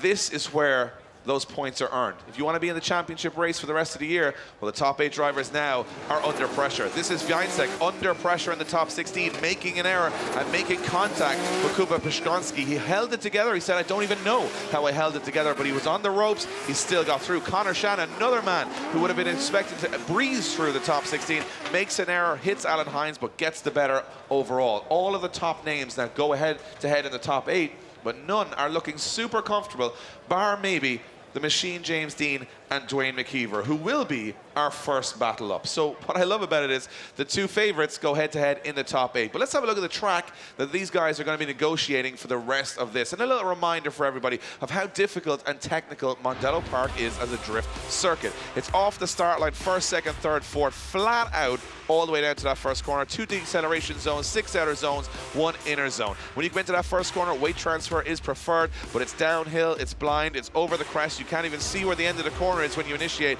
and you're trying to get close, but not too close to make an error in a battle. Then it's getting the nose of the car into inner zone 2. As you fire across the track, this is where it gets sketchy. You're on full throttle, full grip, trying to stay on the track and hang on outer zone 3 without dropping off into the grass and getting understeer. Then it's a big decel into outer zone 4. Keep the rear wheels of the car in those 2 inside white lines as you run the edge of the circuit, avoiding the gravel and the concrete. Snappy transition back to outer zone 5. And then we go down to Danger Alley, 2 big old concrete walls, and we decel with the rear spoiler right over the top of them. Full throttle along the second wall, and then you're having a look at that finish line saying, I have survived a lap of Mondello Park. And you got to do that in the lead, but even scarier, you got to do that a couple of inches from the car in front of you at over 70 or 80 miles an hour. Mondello Park separates the good drivers from the great drivers, and we've got grade 8 ahead of us as James Deane, one of the greatest in the game, back for a wildcard entry at round 1. He's won this event many times, but it's never been so difficult for him because he's got the Northern Smoke Machine from Northern Ireland, Duane McKeever, for company in the top 8. And McKeever had a disappointing Drift Masters 2022. James Deane said he had a relatively disappointing 2022, but both want to start 2023 with a win and an outright win. So they've got to dispatch one of the best in the business to get there. Ian, it couldn't be any more exciting, but also the stakes couldn't be any higher in the top 8. Well, you could cut the atmosphere here, Dave, with a knife, knowing that this is the first battle going in to the Great 8. And then we've got Kevin Piskolty and Lauri Heinonen. That could be a final in its own right. And then Shanahan, Więcek. They need to go head-to-head in the Great 8 to even get close to the podium. They were 1st and 2nd in the championship last year. Shanahan and Pontus Hartman. Pontus Hartman right now on borrowed time. He's just having fun, Dave. Well, I'll tell you what, we got all the boys in the mix right now, but who's going to take it home? Time for talk is over. Time for action is now. Let's go to our first top 8 of the year.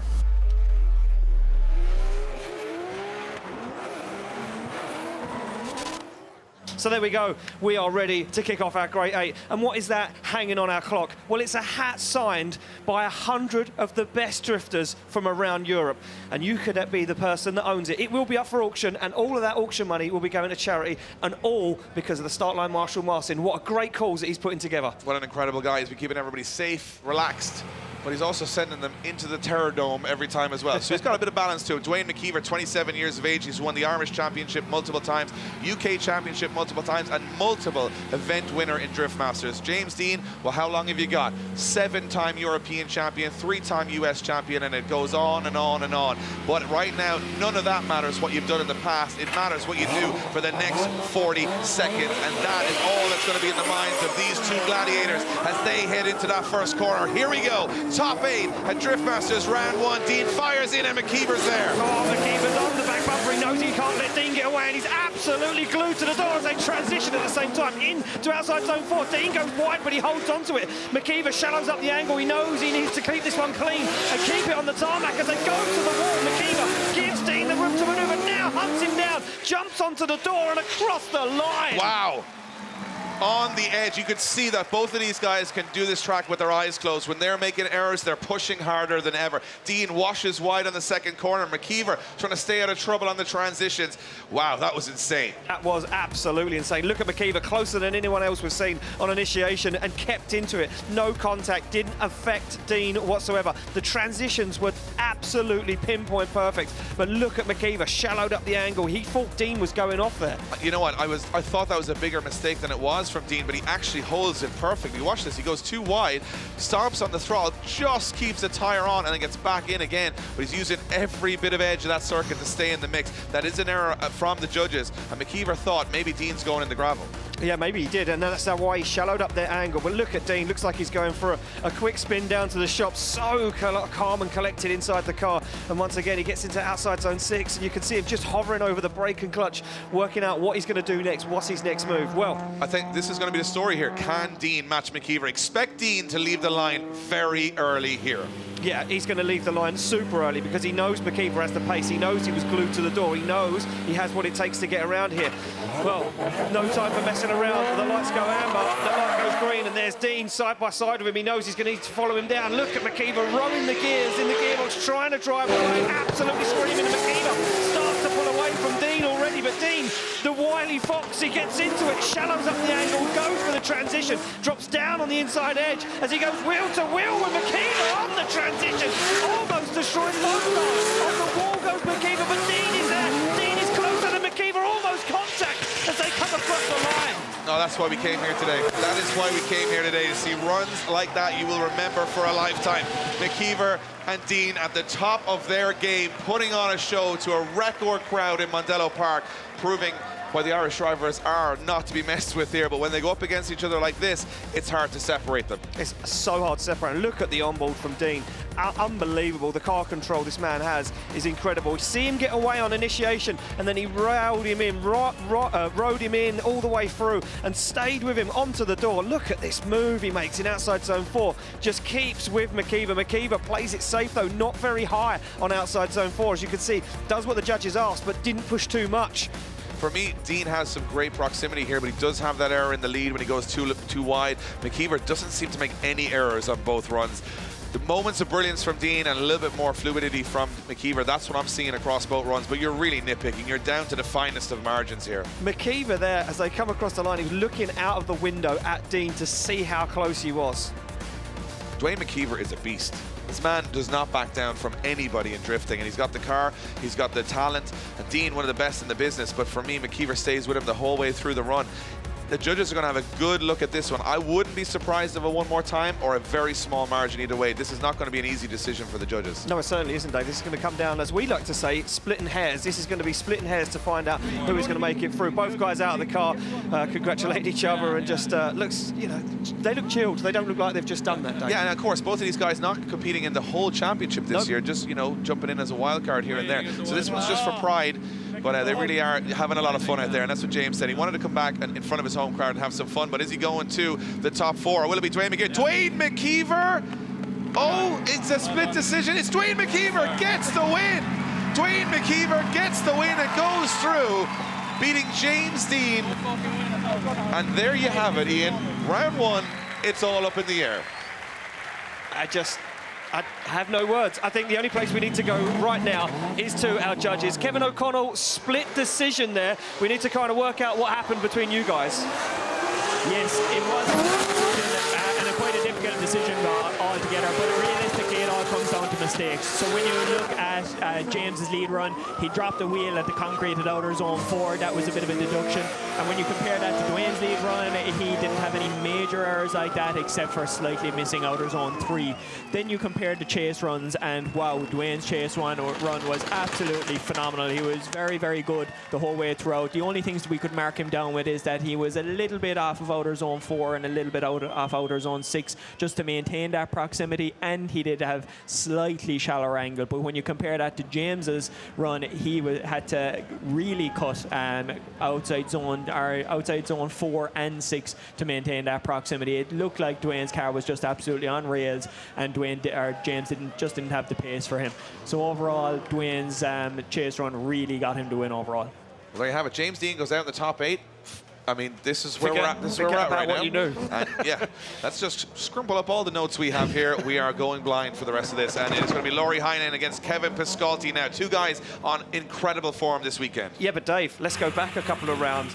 These two guys, they didn't have a complete battle in the top 16. Both opponents broke down. So these two guys now really have to throw down and have to show everyone what they can do in a lead and a chase. This is going to test both of these guys 110%. Piskolty can smell the champagne on the podium. Lauri Heinonen says, I've been working at this for a long time. I'm a national champion. Yeah. I want this. And there's huge fan bases behind both of these guys. The finish in strength, supporting Lauri Heinonen, even here in Ireland this weekend. Kevin Piskolty representing Hungary. They're not going to back down on this one as they come up over the crest of the hill. Piskolty looks like he's got the pace here on the initiation. Heinonen hasn't got an answer right now. Piskolty a little bit wider. He could drop off the track. And he does drop off the track and lose control. And Heinonen plays a blinder. He knows Piskolty's going in too fast, I think, and he backs off. I was just going to take those words straight out of your mouth, Dave. When I see Lauri Heinonen back up, I wondered what he was doing. Why did he not go as fast? Why was he not as close? He knew that was too much pace for that corner. He's watched everyone else make that same mistake, and Piskolty thought he could get away with it. Yeah, you know that old phrase, you know, if they jumped off a cliff, would you jump off a cliff? And Kevin Piskolty, he just went in way too hot. Like, so, he was the fastest in all day. And Lauri Heinen's like, I don't know if that's going to work, Kevin. And then Kevin goes off the track, and Lauri Heinonen goes, told you, that is way too fast. And Lauri Heinonen can watch and know instantly that it's a big advantage for him. And again, Lauri Heinonen showing how good he was in qualifying runs last year, showing how good he was in certain battles, but not putting it all together to really mount an attack on the podium. Well, that's all changing today. It certainly is all changing today, Dave. And Lauri Heinonen, and we keep speaking about it, those guys have that mindset, is this the year? You take one good round away from these guys, and they have a completely different mindset going into the rest of the championship as we move along. Well, they're back on the line, ready to go. Now, Lauri Heinonen says, well, this is how fast you go in. He's going to match the pace. He's going to be the guy that sets it. Look, Kevin Piskolty throws his hands in the air. He says, look, if you don't try it, you don't know. That's all Heinonen now. He just has to get around the track.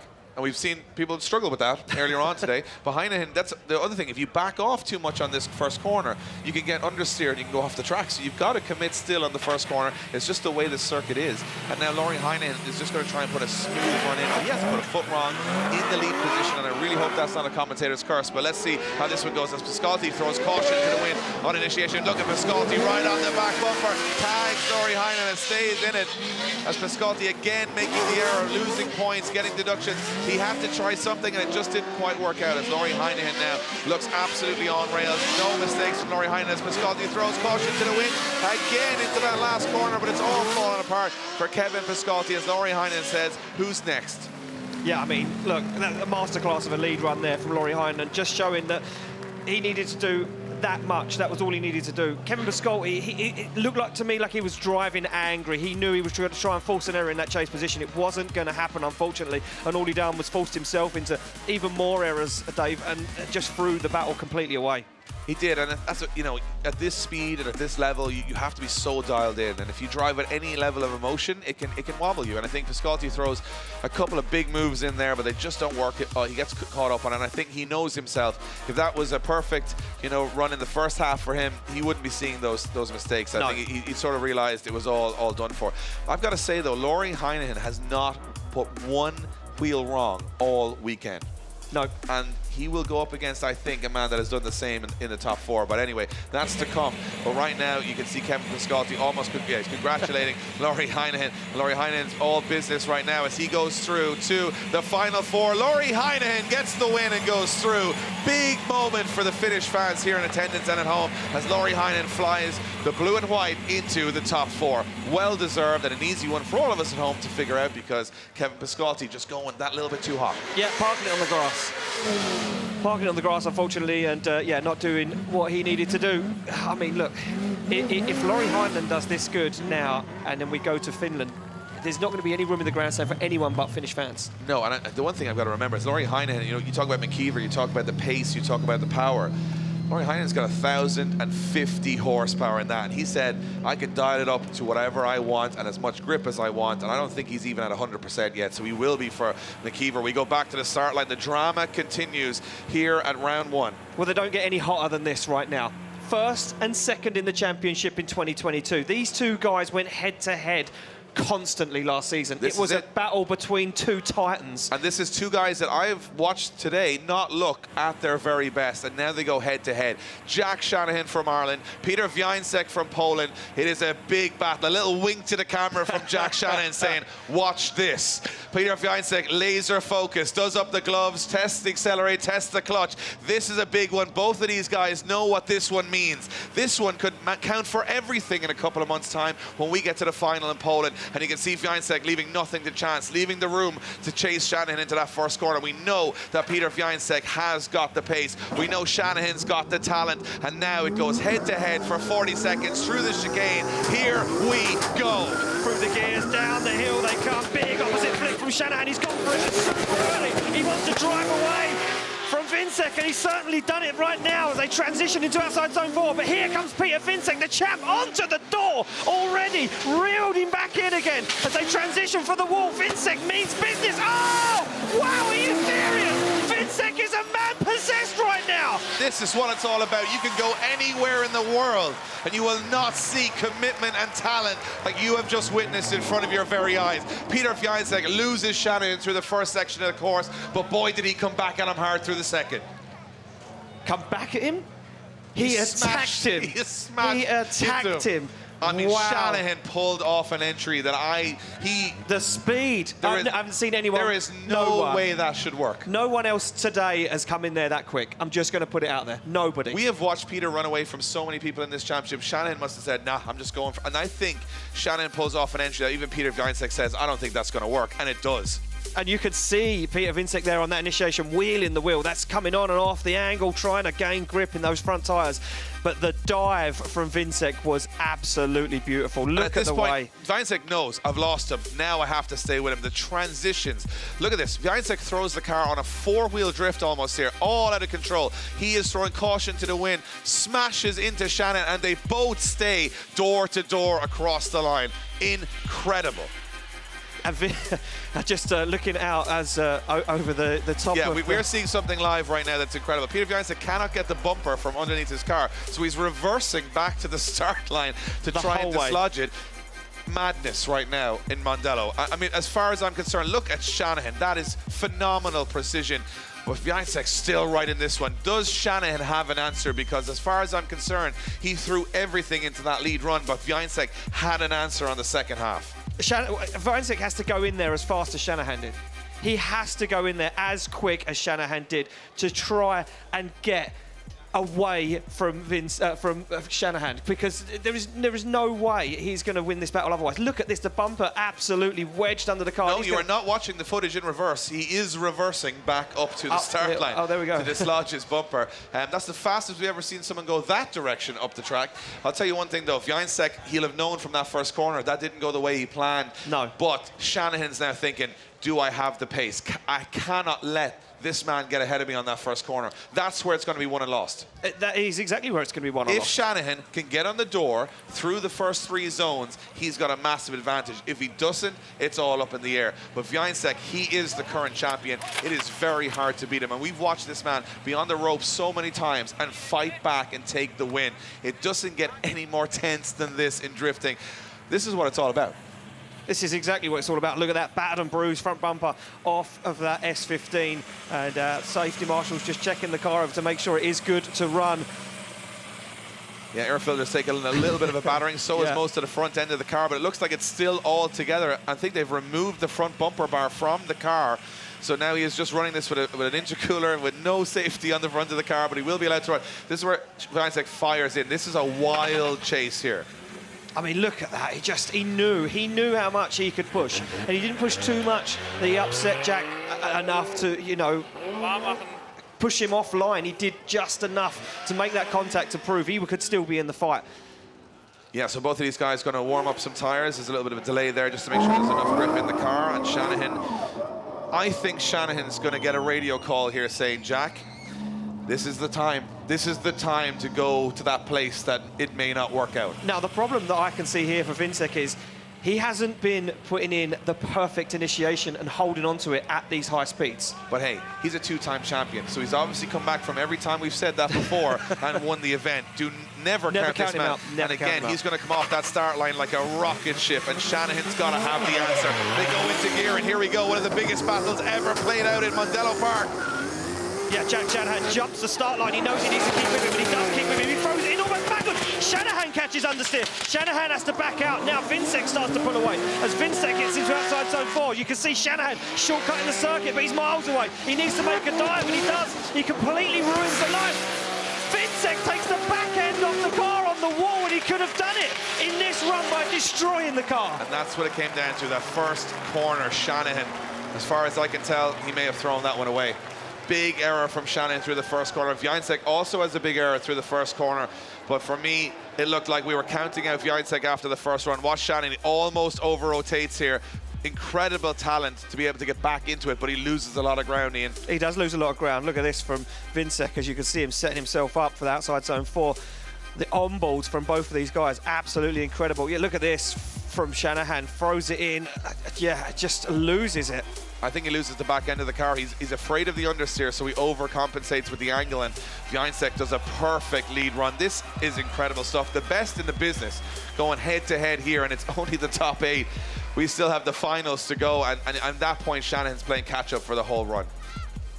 It certainly is, Dave. It certainly is. And look at that. Look how hard Więcek goes to the wall. Almost puts the rear wheel on the wall. Destroys another S15 tail light to the graveyard there. If you're wondering about the price of S15 taillights, I think Piotr Wiecek is a one-man inflation machine. I think he's breaking quite a few. Most of the Drift Masters European grid are just... I think this championship has ruined the price of S15 taillights. They're having a good conversation here, but the judges are going to make a call on this. It's for a space in the top 4, and it's going to be...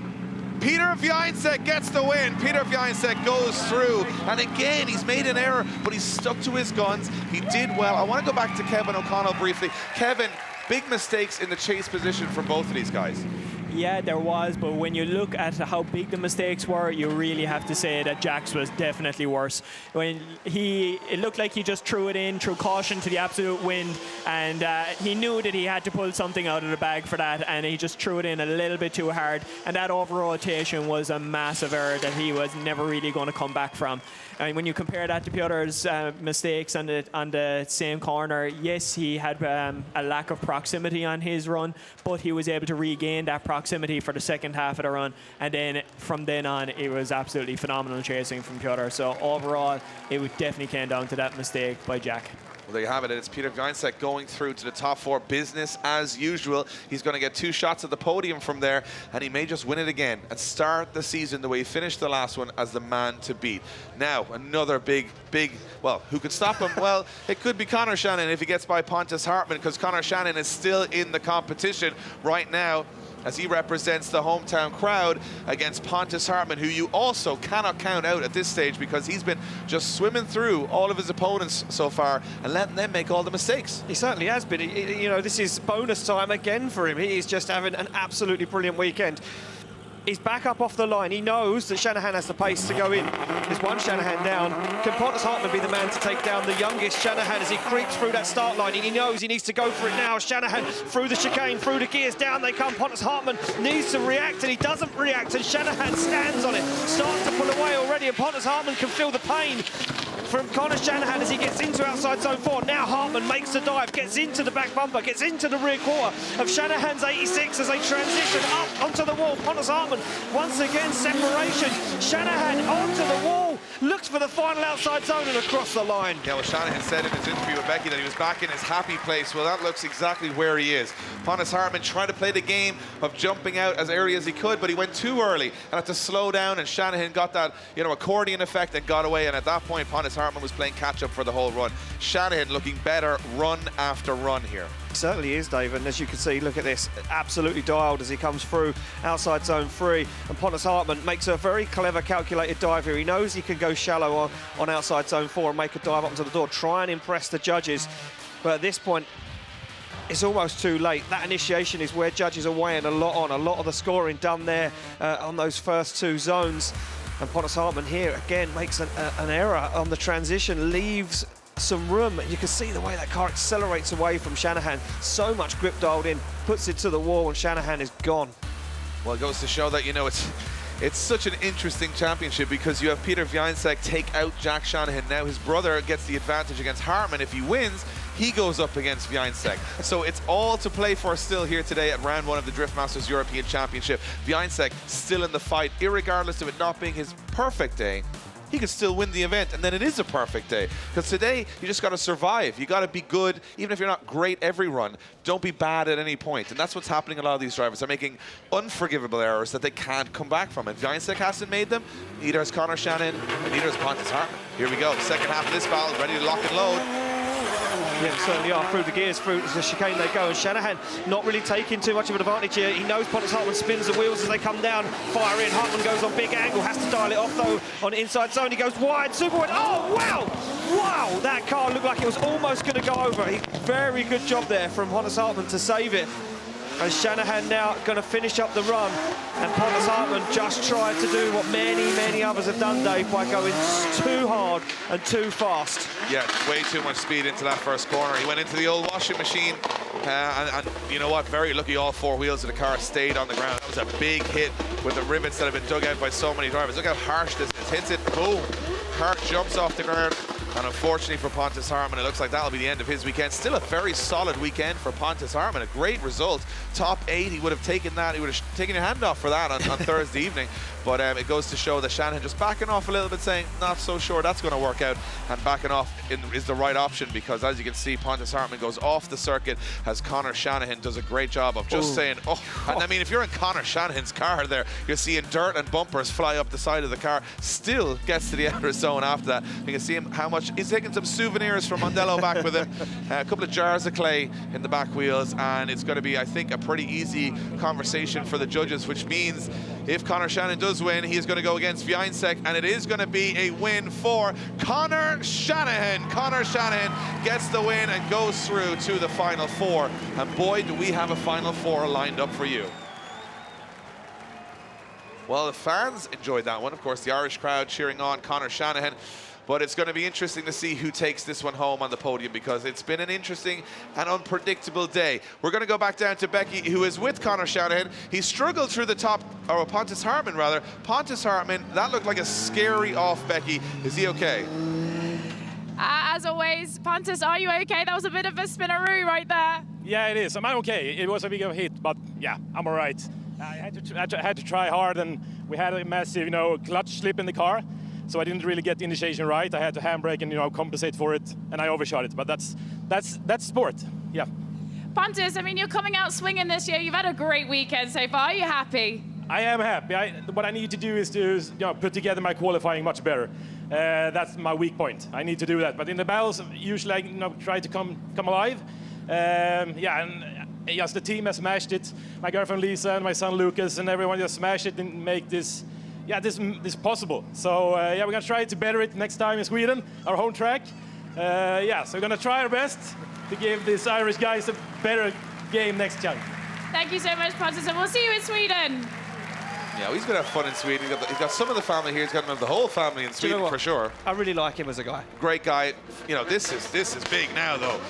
Oh, is all I can say. Top 4. Oh, McKeever wow. against Heinonen. Conor Shanahan against Piotr Wiecek. Ladies and gentlemen, just strap in, because for the next while, we've got the biggest names in the game going head-to-head. The time for talk is over. Let's head to the top 4.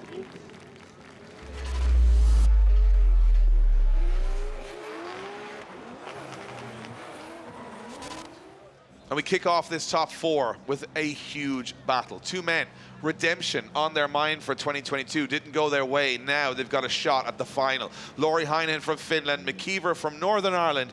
Both of these guys have incredible horsepower, incredible experience, incredible trophy cabinets, but they go head-to-head right now for a spot in the final. Neither guy making the final here last year, so it's going to be a new finalist. But McKeever, he's been to a final on Irish soil many times. Heinonen, he hasn't been this far in Drift Masters competition before. He doesn't want to back out now. He wants to go all the way. Laser focused on the start line for the start of the top 4 at round 1 of the Drift Masters European Championship. McKeever versus Heinonen. When the door closes on McKeever's car, it's go time.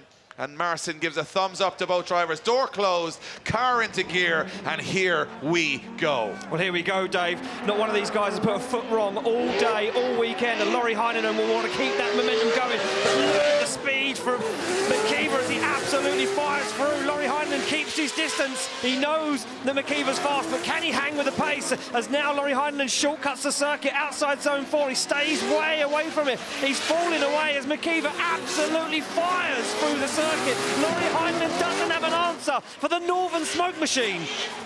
McKeever is so fast, and we talk about speed being such a huge part of the sport right now. We watch Piotr Wiecek, you know, have that little small advantage of being able to drive with that level of grip. Well, so can McKeever, and Lauri Heinonen, I think, got caught there. He didn't realize McKeever would come with that kind of setup, and you know what, had no answer. No, he didn't have an answer. He didn't have an answer whatsoever, Dave. Look, I'm not saying he was miles away, but he just didn't have that proximity that we need and we've come to accustomed to seeing here at the Drift Masters European Championship. Look at the speed that he's coming through that first corner. Unbelievable. He almost hits 100 miles an hour on the entry. I just looked at the dash and it said 75 sideways. That is incredible. 100 miles an hour he pulled the handbrake there, Duane McKeever. Think about that. Take motorway speed, go another good chunk on top of that, and then pull the handbrake. Go over legal motorway speed at 75 sideways. Yep. Sideways. The speed you're going home at any point today from this event on the motorway, legally. Imagine going sideways at that speed. Wow. That's what Duane McKeever did on that run, and that's what Lauri Heinonen couldn't hang with. Yeah, I think that's what caught Lauri Heinonen out. We know Lauri Heinenen's fast, but McKeever is so fast. Are we really seeing cars break 100 miles an hour, which is roughly, what, 170 or 80 kilometers an hour? My maths is terrible, Dave. Yeah, You'll so be the am I, man to so do we're that. going to be corrected on that straight away. But we're not here for maths, we're here for drifting. Duane McKeever went real fast. That's what we know. Really quick. Really quick. So he's going to have to go quick right up beside Lauri Heinonen here and stay on the door. And Heinen's going to have to put in a stormer of a lead run. McKeever, I think he can smell the blood in the water now and says, no, I've got the pace. If I could put this on the door, his spotters would have said, you got to stay with him, Duane. You got to stay with him on that first corner. And that's what he's doing right now. He certainly is staying with him right now. It's a war of nutrition, though, Dave. It isn't just about a war. Battle, and it catches massive understeer just McKeever. Massive understeer. Lauri Heinonen holds onto it in deeper on outside zone 4, and he goes so wide he drops a wheel over the edge of the circuit, but McKeever shuts it down. It's a war of nutrition, just not a war of proximity, Dave. What happened? Said it straight What away. happened? I have no idea what's going on. Lauri Heinonen goes off the track. But it was McKeever only shuts down. one wheel. McKeever shuts down. Did he shut? What happened? I need to see a replay. I need to see this back again. I was just saying as they came over that hill, it's a war of nutrition, not only proximity. I hope you're saying attrition, not nutrition. No. Listen, nutrition is also part of it. Important. It's a war of attrition. So McKeever goes in he gets understeer because he has to back off. He's going to hit Heinonen. So he backs off the throttle. Let's have a look. Oh, this is a beautiful angle. So he goes in. He's like, uh-oh, I'm way too close. He hits the left foot brake. That locks the front wheels, but he can't pushes. see anything. He's lost in the smoke. So when he transitions back, he's on the inside of the track. He can see nothing. He's in the wrong line. Watch. Heinen's smoke blocks McKeever. He transitions and goes, oh no, this is the wrong part of the track. Now Heinonen goes way too wide here. Does he put 2 wheels off the track? Oh, it's close. And McKeever's now in no man's land on the middle because he's too much grip in the car. He'd have to do a rolling burnout to get back into the mix. Oh, no. It's a clutch. He's lost the clutch in the car. McKeever lost the clutch. That's what happened. He can't believe it. McKeever has lost the clutch pedal on the car. And now that's going to decide that by the looks of and things. Do you know what? Lauri Heinonen followed him back to the start line because I think Lauri Heinonen thought, oh, maybe there was a false start and we just kept going. Yeah, I'm not too sure he knew why McKeever had stopped. No, so that was, he followed him back because he probably thought, well, there must have been an issue. We just ran with it. Let's go back to the start line. And this would mean Lauri Heinonen would go through into the final of round 1 of the Drift Masters European Championship. And what a start that would be. But I think they're going to make this official because that would seem the way it's going. And it's going to be Lauri Heinonen getting the win and going through to the final. And he's disappointed. He's throwing his hands up saying, that's not how I want to win. No, and he knows he made a mistake, Dave. He knows he went too deep on outside zone 4. And Lauri Heinonen threw his hands up and said, this is not how I wanted this. What a strange sport. You get the win against one of the best in the game. And you get angry, and you get angry because you didn't beat them properly. Well, we're going to go down to Becky Evans because I need to hear what happened there, Becky. There was all sorts of cars shutting down and going off the track. But Lauri Heinen's through to his first ever Drift Masters final. Laurie, you've got to tell us. I mean, he was looking all a little bit sketchy out there. We saw you come off the track. Did you realise what was going on with Duane? I mean, what was going through your mind? No, I didn't see. I just saw his nose right beside me. So I didn't have any. Like, I didn't know what's going on. I'm all out for words. I mean, you're through to your first final. I mean, how do you feel about that? We had a tough last year, so it's even though it's been a bit of luck for me today, I'm very grateful for that. And can you tell us, like, what have you done to that engine? I mean, it sounds incredible. Yeah, thank you. We supercharged it, so it has 300 horsepower more now. My goodness, well, that will do it. 300 horsepower more, but you're into the final. Go get yourself prepared, and congratulations. Back to you guys. Thanks, Becky. Well, of course, the Finnish always a little bit reserved in their celebrations, and the very Kimi Räikkönen-esque responses. I mean, look, the fans they're loving it in the house. grandstand. I'll give you that. There's a lot of Finnish fans here that are getting a lot of smiles on faces right now as Lauri Heinonen goes through to the final of Drift Masters Round 1 in Mondello Park, Ireland. And wow, it's very unpredictable. But hold your hat a minute, because Duane McKeever has to fix that car for the 3rd and 4th place playoff, Dave. He said he's going to try and fix the car. And you know what? They probably will, because they're from Northern Ireland and that's what they do. Well, yeah, I mean, look, they're going to be down there and there will be 200 Irishmen ripping cars apart to just get that car repaired. If it's a fluid problem, if it's a cylinder problem, they'll fix it. If it's a clutch gone problem, they'll probably fix it. But either way, they're going to fix it. But hopefully, we'll see him back out for the playoff. But at the moment, Lauri Heinonen is in the final. So, well, here we go. Look, the onboard is still running. Now. The onboard's still running, and you can see McKeever's team are anxiously ripping the car apart to try and get that clutch working. And this is where you'll go into your local mechanic on Monday and say, I don't think you're putting the kind of effort into my car that these guys are putting into their cars. So someone said this to me. We always say this, you know, you go in for tyres or you go in for brakes and, you know, it takes longer than what it needs. Everyone said you need to stop saying that because you're making mechanics around the world look bad, Dave. For sure, but you can see now teams from, you know, other teams starting to jump in now. Can they get McKeever back out for the... And there's James Deane's team even jumping in and trying to fix McKeever's car. Look, the Quinn M Sport guys there, Joe Doyle and you know, all the Northern Irish lads, all now jamming together to try and get the parts needed, try and get that car repaired to get out for that 3rd and 4th place playoff. And over the top of the tower, over the top of the monitor where me and Dave are, I just see Więcek making his way down to the back of the grid, and there we go. And Conor Shannon's there as well. Another huge battle with Więcek's taken out. And then Conor Shannon's brother Jack. Can Conor get revenge one battle later? Both of these drivers have made errors today. They haven't been perfect, but at the moment, Conor Shannon said, I'm in my happy place. I'm feeling comfortable. I'm not sure if Więcek looked as relieved when his decision came out of the top 8. Więcek's got to dig deep here as the champion that he is to step back up to the mark, and I think he can do it. I think he can do it. I think he can do it. But look, you just said it, revenge. I was going to say redemption. It's not redemption. It's definitely revenge that Conor's going to get.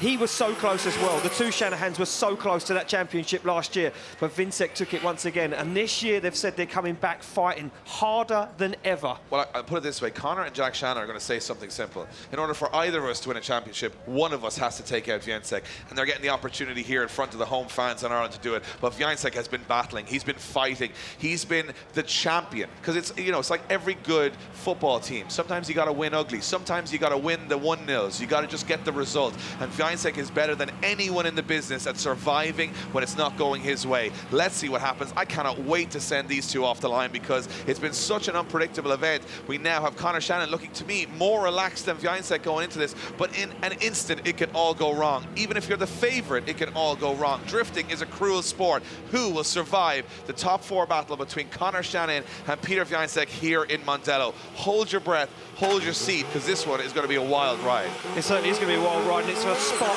the final spot in the final. Who's going to take it off the line? The higher qualifier. Conor Shanahan leads in Piotr Wiecek, and they go bumper to bumper already. Oh, wow, and a big understeer moment, but Wiecek holds on to it. Shanahan on a blinder of a lead at the moment. Wiecek slows that car down, balances it on the rear quarter of the door of Shanahan's GT86. They transition back, they look for the wall as Wiecek goes for it, looks for the dive. Shanahan absolutely pinpoint perfect, but Wiecek is all over him. That is incredible driving. Wiecek has no right to hold out on entry.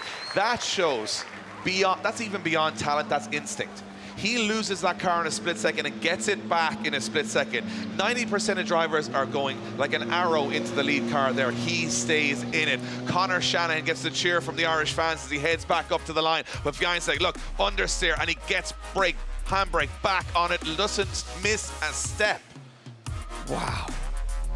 I mean, we've watched a lot of drifting, Ian. I'm not going to lie to you. Wow, that would have been a crash any other day. Yeah, we've been watching drifting 10, 12 years. I have never seen someone save something like that before and stay in it and probably even take the advantage. For me, Więcek's going to take an advantage here for this run. Even with that small error, he had incredible proximity on Conor Shanahan. Now, take nothing away from Conor Shanahan. Perfect lead run, as you expect. But Więcek throws caution to the wind, gives you that wow factor. The goosebumps went up as they went to the wall, and he slams the door of Shanahan's car and says, not today.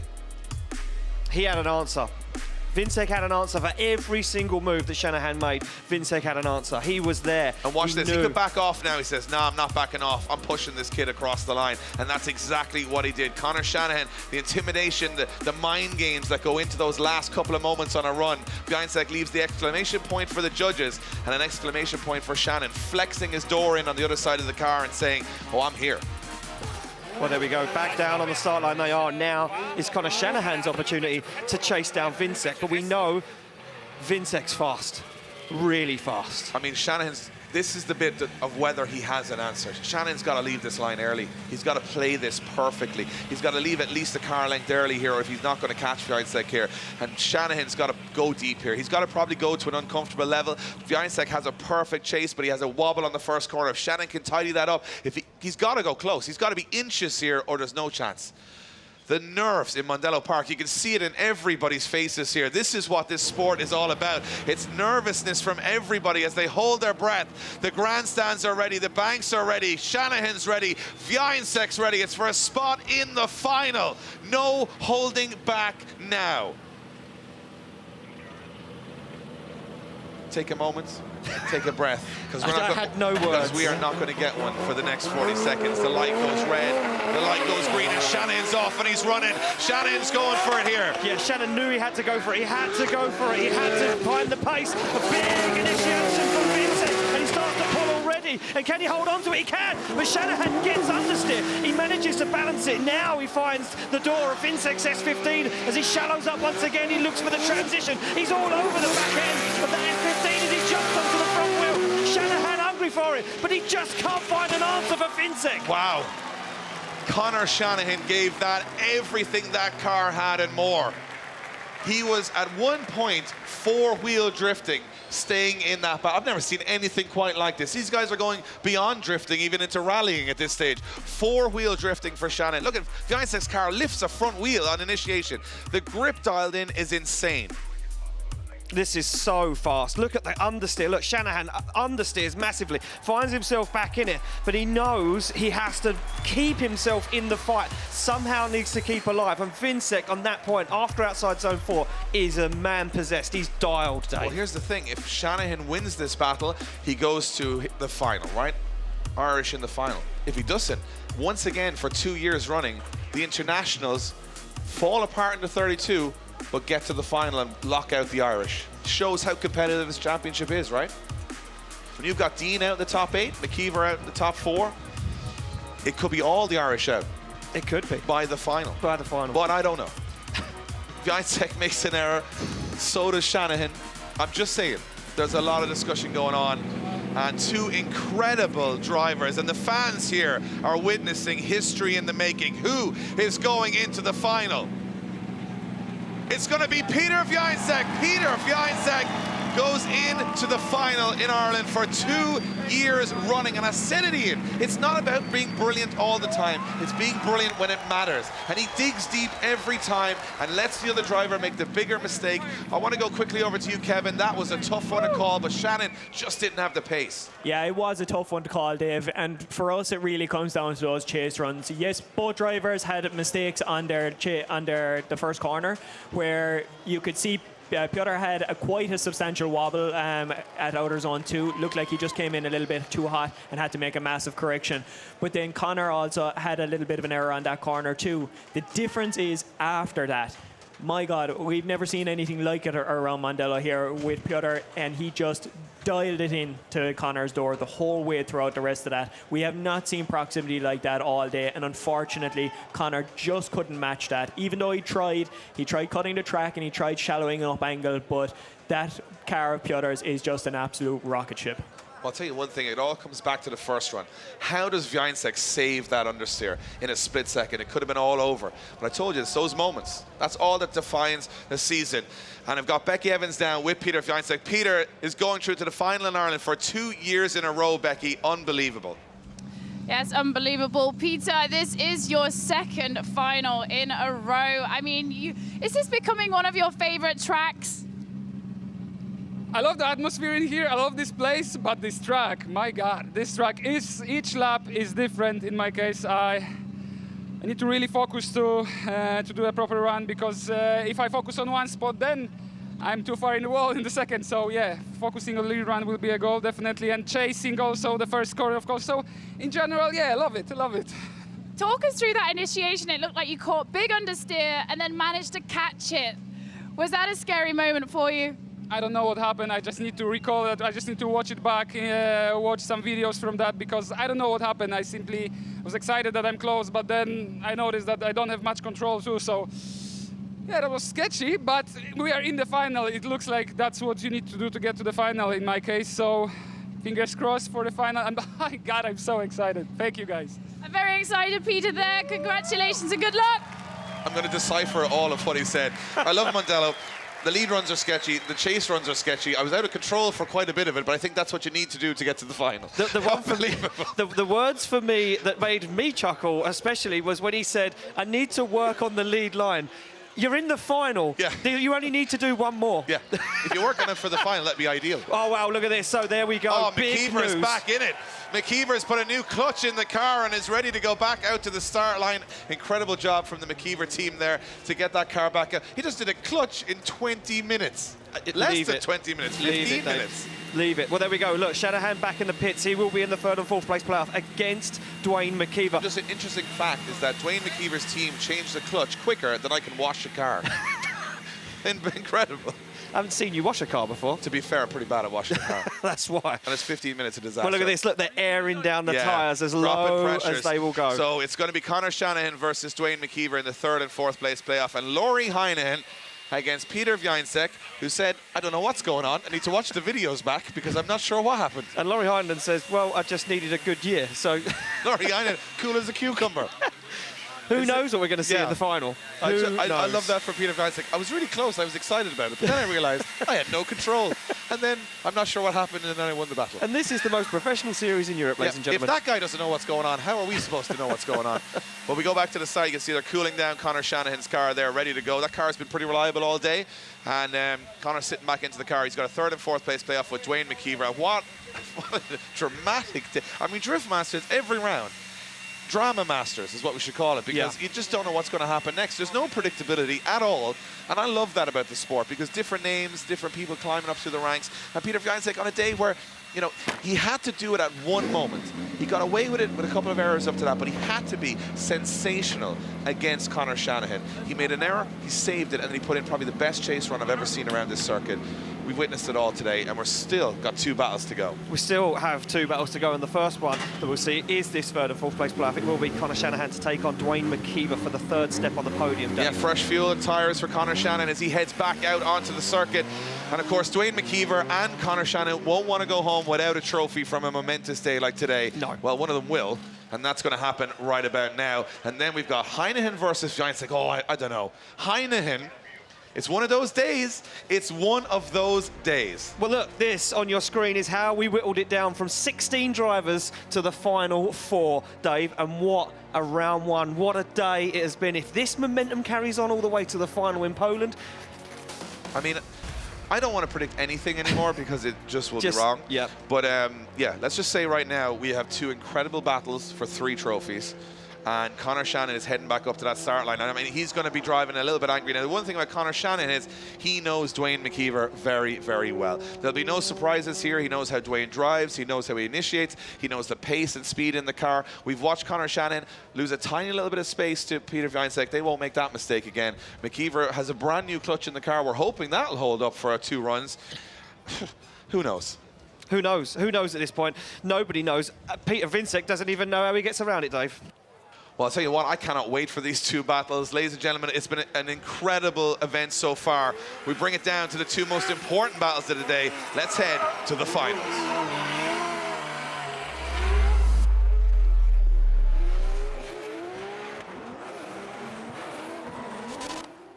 So here's how it works.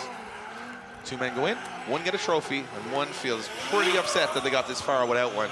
This is a tough battle. 3rd and 4th is always one of the tough ones because you've got so close that you want to take something home from the event and you don't. So well, these guys are not going to back down on this one. We're going to announce the winners of the 3rd and 4th place playoff and the final on the track, and then everyone's going to head in attendance to the podium to congratulate the drivers. But McKeever's got to be thinking here, this should have been my event. I should have been top step. And the clutch went. Now Conor Shanahan, he's getting it. He's getting all the anger from that. From Duane McKeever's point of view, he's a wild card, Dave. He's not going to fulfill the rest of the season. For Conor Shanahan, this is important points. Absolutely. If he can take as many points away from this round as possible, he stands a better chance at the final. Well, look at this. If he goes to 3rd place on the podium, he's not that far behind Peter as we head to round 2. Exactly. You know, and Peter and Lauri Heinonen now is a championship contender, let's not forget. Yep. Where Duane McKeever not a championship contender. So he's sort of the cat amongst the pigeons here. Shanahan, but they've both done incredible runs all day. I just think we got to sit back, enjoy what's about to happen next, because these boys are not going to back down. It's for 3rd step on the podium at round 1. Duane McKeever wipes the sweat from his brow, saying that was a stressful 15 minutes getting this car back going, but he's still in the fight. Shanahan's ready to go. McKeever's ready to go. Door closed, light on, green light means go, and we are away. We are away, and I didn't think Duane McKeever's car was going to pull away from the start line. Then Shanahan through the gears, goes for the opposite flick, makes it work, but look at McKeever. He knows he needs to stick with Conor Shanahan, and he gets close on initiation. Down they come through into outside zone 4, and Shanahan sprints the car, and that allows McKeever to enter the pocket. He gets up onto the wheel. They transition through 5. They look for the wall as Shanahan accelerates away. Can McKeever gain back that lost ground? And it doesn't look like he can as they get it done. Well, I don't think I've ever seen Duane McKeever outpaced on a run around Mondello. Conor Shanahan's car is very good. Very good. And so is the driver behind the wheel, because that was an exceptional lead run. But look at this from Duane. Little tag at over 70 miles an hour. And this transition from Duane McKeever, he threw caution to the wind, right up onto the door. Another little tag from Duane McKeever. This is incredible. Unbelievable stuff, unbelievable. But for me, yeah, look at these little nudges from Duane McKeever. As soon as he let him get away, though, on that wall run, that was it. Shanahan was up and gone. There was no way that McKeever could regain that lost ground. And Conor Shanahan drove away, and probably the most critical point, not being door to door. McKeever's, nudged into Shannon. It's delayed his transition. Yeah. And as they come into the last corner, Shannon's on the throttle a lot earlier when McKeever's on the handbrake, and he's getting ground on him there. So a little bit, of separation towards the end of the run leaves it sort of in the pocket for Conor Shanahan. Might have a little bit of an advantage, but McKeever's got all the proximity. He's done his job in the chase. He was super close. Conor Shanahan, well, what has he got? What has he got at this stage? What's left in the tank for this young man? Well, any experience, anything he has right now, he has to use it. Any tool he has in that tool bag in the passenger side, he needs to pull it out and use it, because he's going to have to use it against Duane McKeever. They scream down an already situation, and McKeever absolutely fires that car in on initiation. Big transition back. Now Shanahan shortcuts the circuit. They jump into outside zone 4, and Shanahan is wheel to door as they transition back for the wall. They go. Shanahan knows he can't let him go, and he can. He goes. He shallows up the angle once again. McKeever across the line. I have no idea what Conor Shanahan did on the first transition. How did he catch up that ground? That was kamikaze stuff from Conor Shanahan as far as I'm concerned. As they came through that transition, he lost Duane McKeever. Watch this again. They initiate, McKeever gone. Shanahan, no answer. And you think that's going to be the end of that. Watch the transition from Conor Shanahan.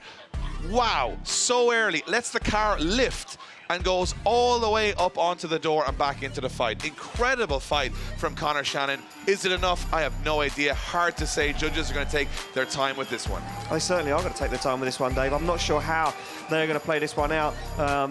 For me, McKeever, any mistakes in that lead position, this is where it's going to come down to now. The smallest of errors, the smallest of margins in lead and chase.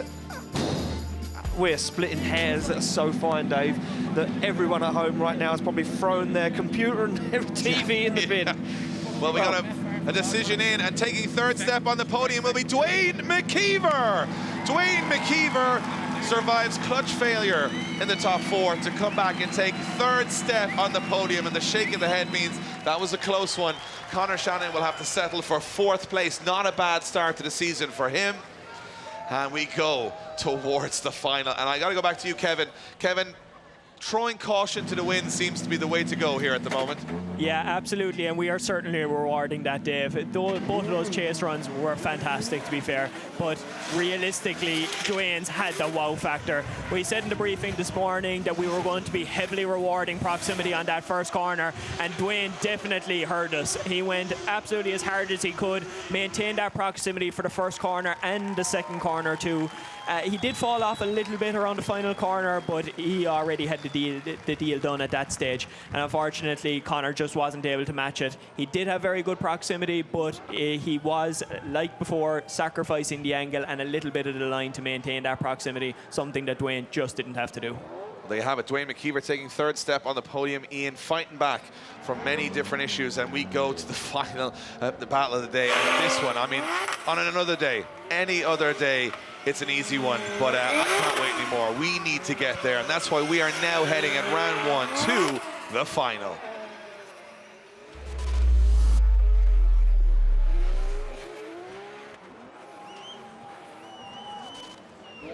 Here we go, last battle of the day. Current 2-time reigning champion and winner of this event last year, Piotr Wiecek, goes up against the rising star of Lauri Heinonen from Finland. Lauri Heinonen said, bad year last year, I'm starting this year right. Well, he's in the final. He's up against the best in the business. If it's time to get the job done for Heinonen, this is the time to do it. Więcek, he's battled, he's bruised. That car was brand new yesterday. It's got marks on both sides. He's fought like a champion to get to this position. He's laser focused, and Heinonen rolls back saying, no, Peter, you're not getting away from me here. Heinen's got 1,050 horsepower to chase in Więcek's 1,000 horsepower into this corner. 2,050 horsepower is about to come over the hill in Mondello Park at over 100 miles an hour with one sight in mind. Top step on the podium. Here we go. The light goes green, they go through the chicane and down through the gears. Heinonen jumps the start, he knows he can't let Więcek get away, and he doesn't. He doesn't let Więcek get away, he's close on an injection. Więcek holds on to it, fires through into outside zone 4. Lauri Heinonen Heinonen shallows up the angle, then looks for the side of the S15, dials him back in now as they transition for the wall run. Absolutely insane from Więcek, but Heinonen is still there. He's not letting the champion get away. Well, Lauri Heinonen, he threw it all at that. Absolutely everything. He did not let him away on the straight, but look at the intimidation from Heinonen. Heinonen says, get back up on that start line. This ain't over yet. And he overtakes him. Oh, wow, mind games. Look, if you're battling the current two-time champion, you have to give it everything. You have to throw everything you have at it. And look at Heinonen. Yes, there was a few mistakes. Yes, he lost a little bit of ground, but the way he dealt with that and the way he maintained the proximity when he could get there was unbelievable. But the lead line from Więcek, this transition was just absurd. I mean, he went on 90 degrees to the wall, made it work. Could have been a little bit wider, but it was the angle, it was the consistency, and he's in those zones. And you got to look at Lauri Heinonen there saying, I just can't catch him. But Heinonen did everything he could do. He didn't make any errors. He threw everything at that. He could be very proud of his result. But you know what? Now everyone's sitting there going, Więcek's going to have this. We've said that about 20 times today, and it's gone the other way. So it ain't over until it's over. And Piotr Wiecek, while he may have looked like the man that made no big errors today, he's got to do something special. He's got the best chase run of the day in the bag with Conor Shanahan.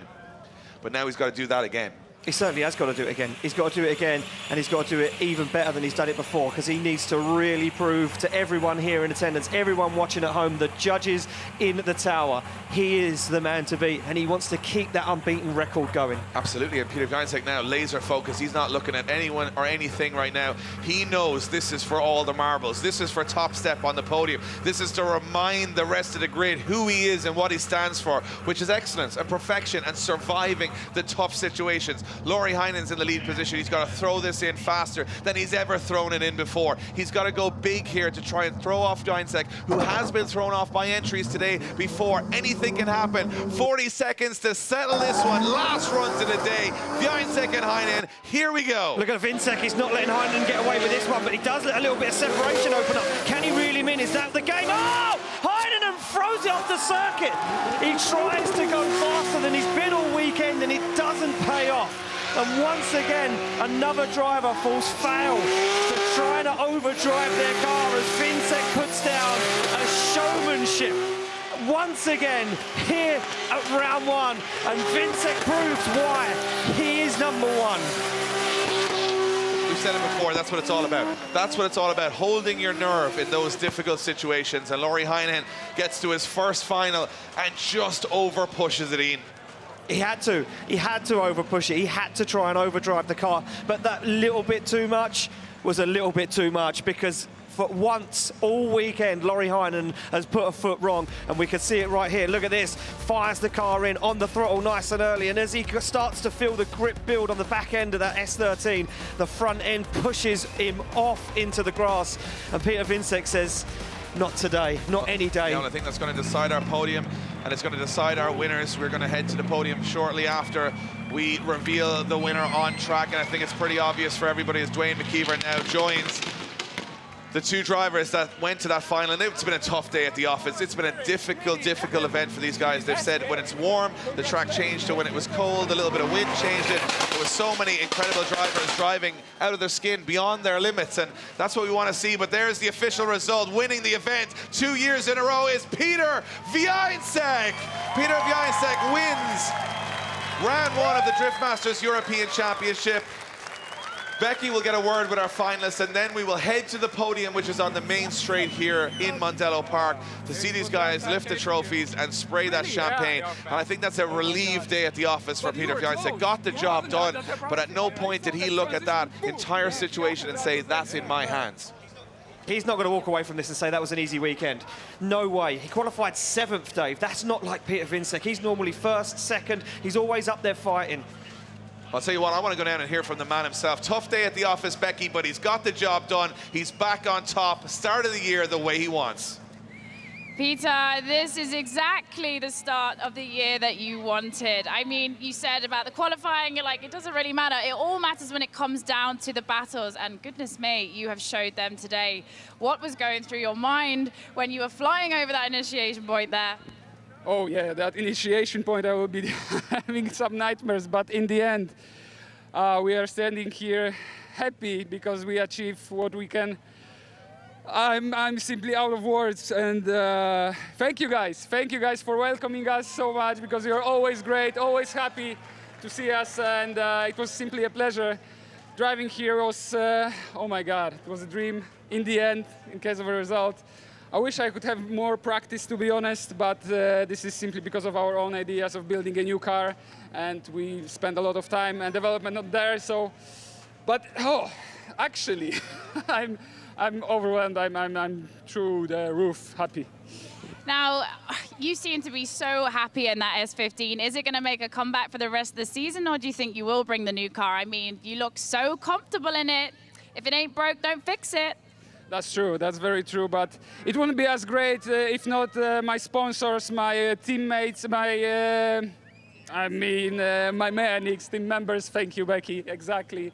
And all my family for their support. I have a big shout for them, because without them, yeah, I will be standing in the paddock simply. And woo, what a weekend it was. Thank you guys, thank you simply for joining, and again, mamy to, Polska! Congratulations, Peter. A dream start to the season. And that's it, basically. Thank you so much. Thank you very much. What an event. Thank you, guys. What an event indeed. Back to you guys. Thanks, Becky, and well, look at that. Piotr Wiecek once again stands on the top step of the podium here at Mondello Park and kicks off his championship the same way he did in 2022. Could we be looking at the three-time Drift Masters European Championship champion? Well, only time will tell. There are a few more rounds to go as of yet. And as the crowd start to leave and make their way down to the podium, I'm going to bring you through the final results list. There we go. Więcek takes first place, Heinonen in second, and Duane McKeever in third. But where does that leave the rest of the grid? Shanahan in fourth. Deane finishes fifth, the wild card. But Jack Shanahan in sixth, still clinging on to some of those points. Piskolty in seventh, and Pontus Hartman in eighth. We move it through the wild card.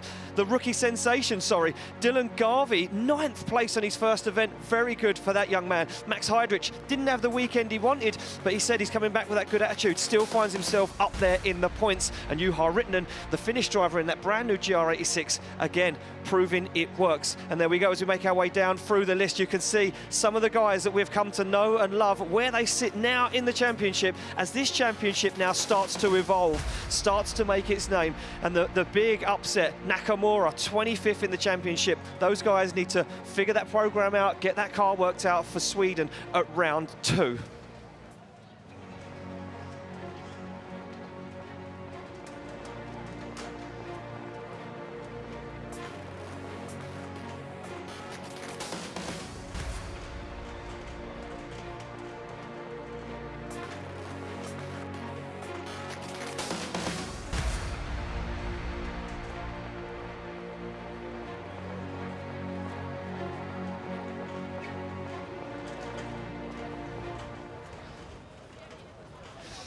So there we go. Let's have a look at the championship standings. Once again, Piotr Wiecek in that first place kicks off the championship the way he would have wanted to. But the Finnish driver, Lauri Heinonen, out of nowhere this year, didn't put a foot wrong until that final run of the day. Second place, and the wild card, Duane McKeever in third place. Conor Shanahan takes fourth. Those all-important points, and yet another wild card, James the Machine Deane in fifth. Jack Shanahan still keeps hold of a few points in sixth place, and Kevin Piskolty in seventh. Pontus Hartman in eighth. We move it down. I said it a minute ago. Rookie sensation Dylan Garvey, ninth in his rookie year. He'll be feeling confident. If it wasn't for that tyre delamination, we sure would have seen him potentially closer to the podium. Juha Rintanen, the Finnish driver in that brand new GR86, making it work at round 1. He has a lot of work to do, but he will be one to watch as we move through this championship as the year goes on. So there you go. You can see the crowds gathered, but the podium, I'm going to get out of here. Becky, it's down to you. Absolutely. Thank you so much, Ian Wannington. And wow, what an event. I mean, you know Drift Masters, we're always bringing the action. It's such an incredible event. And we're right at the start of the season. This is season 2023. We've got our rounds coming up in a couple of weeks. We've got round 2 at the Drive Centre AB in Sweden on the 9th and 10th of June. And then we head to Finland. This is going to be a huge event, a brand new track for our drivers to contend with. Into round 4, where it's Riga, the fastest, most dangerous track on our calendar. Then into Ferrari Minneapolis, that incredible venue, an abandoned mine. I mean, you just have to see it. And then all roads lead to the PGE Stadium. It is the biggest stadium we've ever tried to fill. You are not going to want to miss this. I mean, wow, it's always a big show here at Drift Masters, and I am just so happy to be here. I cannot think how much, I can't even tell you how excited I am. I'm losing words at the end of the day. It's been such an amazing event. Sweden will be a big one in a couple of weekends' time. There it is, that track is fantastic. Our drivers are going to throw it all down on the line for you once more. Honestly, guys, this is going to be a huge, huge season. I think now that we are going to be heading. So we are still in Sweden here in the pictures. As you can see, so much action there. There's so many big moments to choose from, and you know what? It's all coming up. It's all to play for. That is on the 9th and 10th of June. As I said, that is round 2. And wow, what a weekend. Right, guys, thank you so much for watching. You can catch that all on Red Bull TV. We've been live this weekend. We'll see you at the next round. Make sure you're there. We'll see you then. Bye.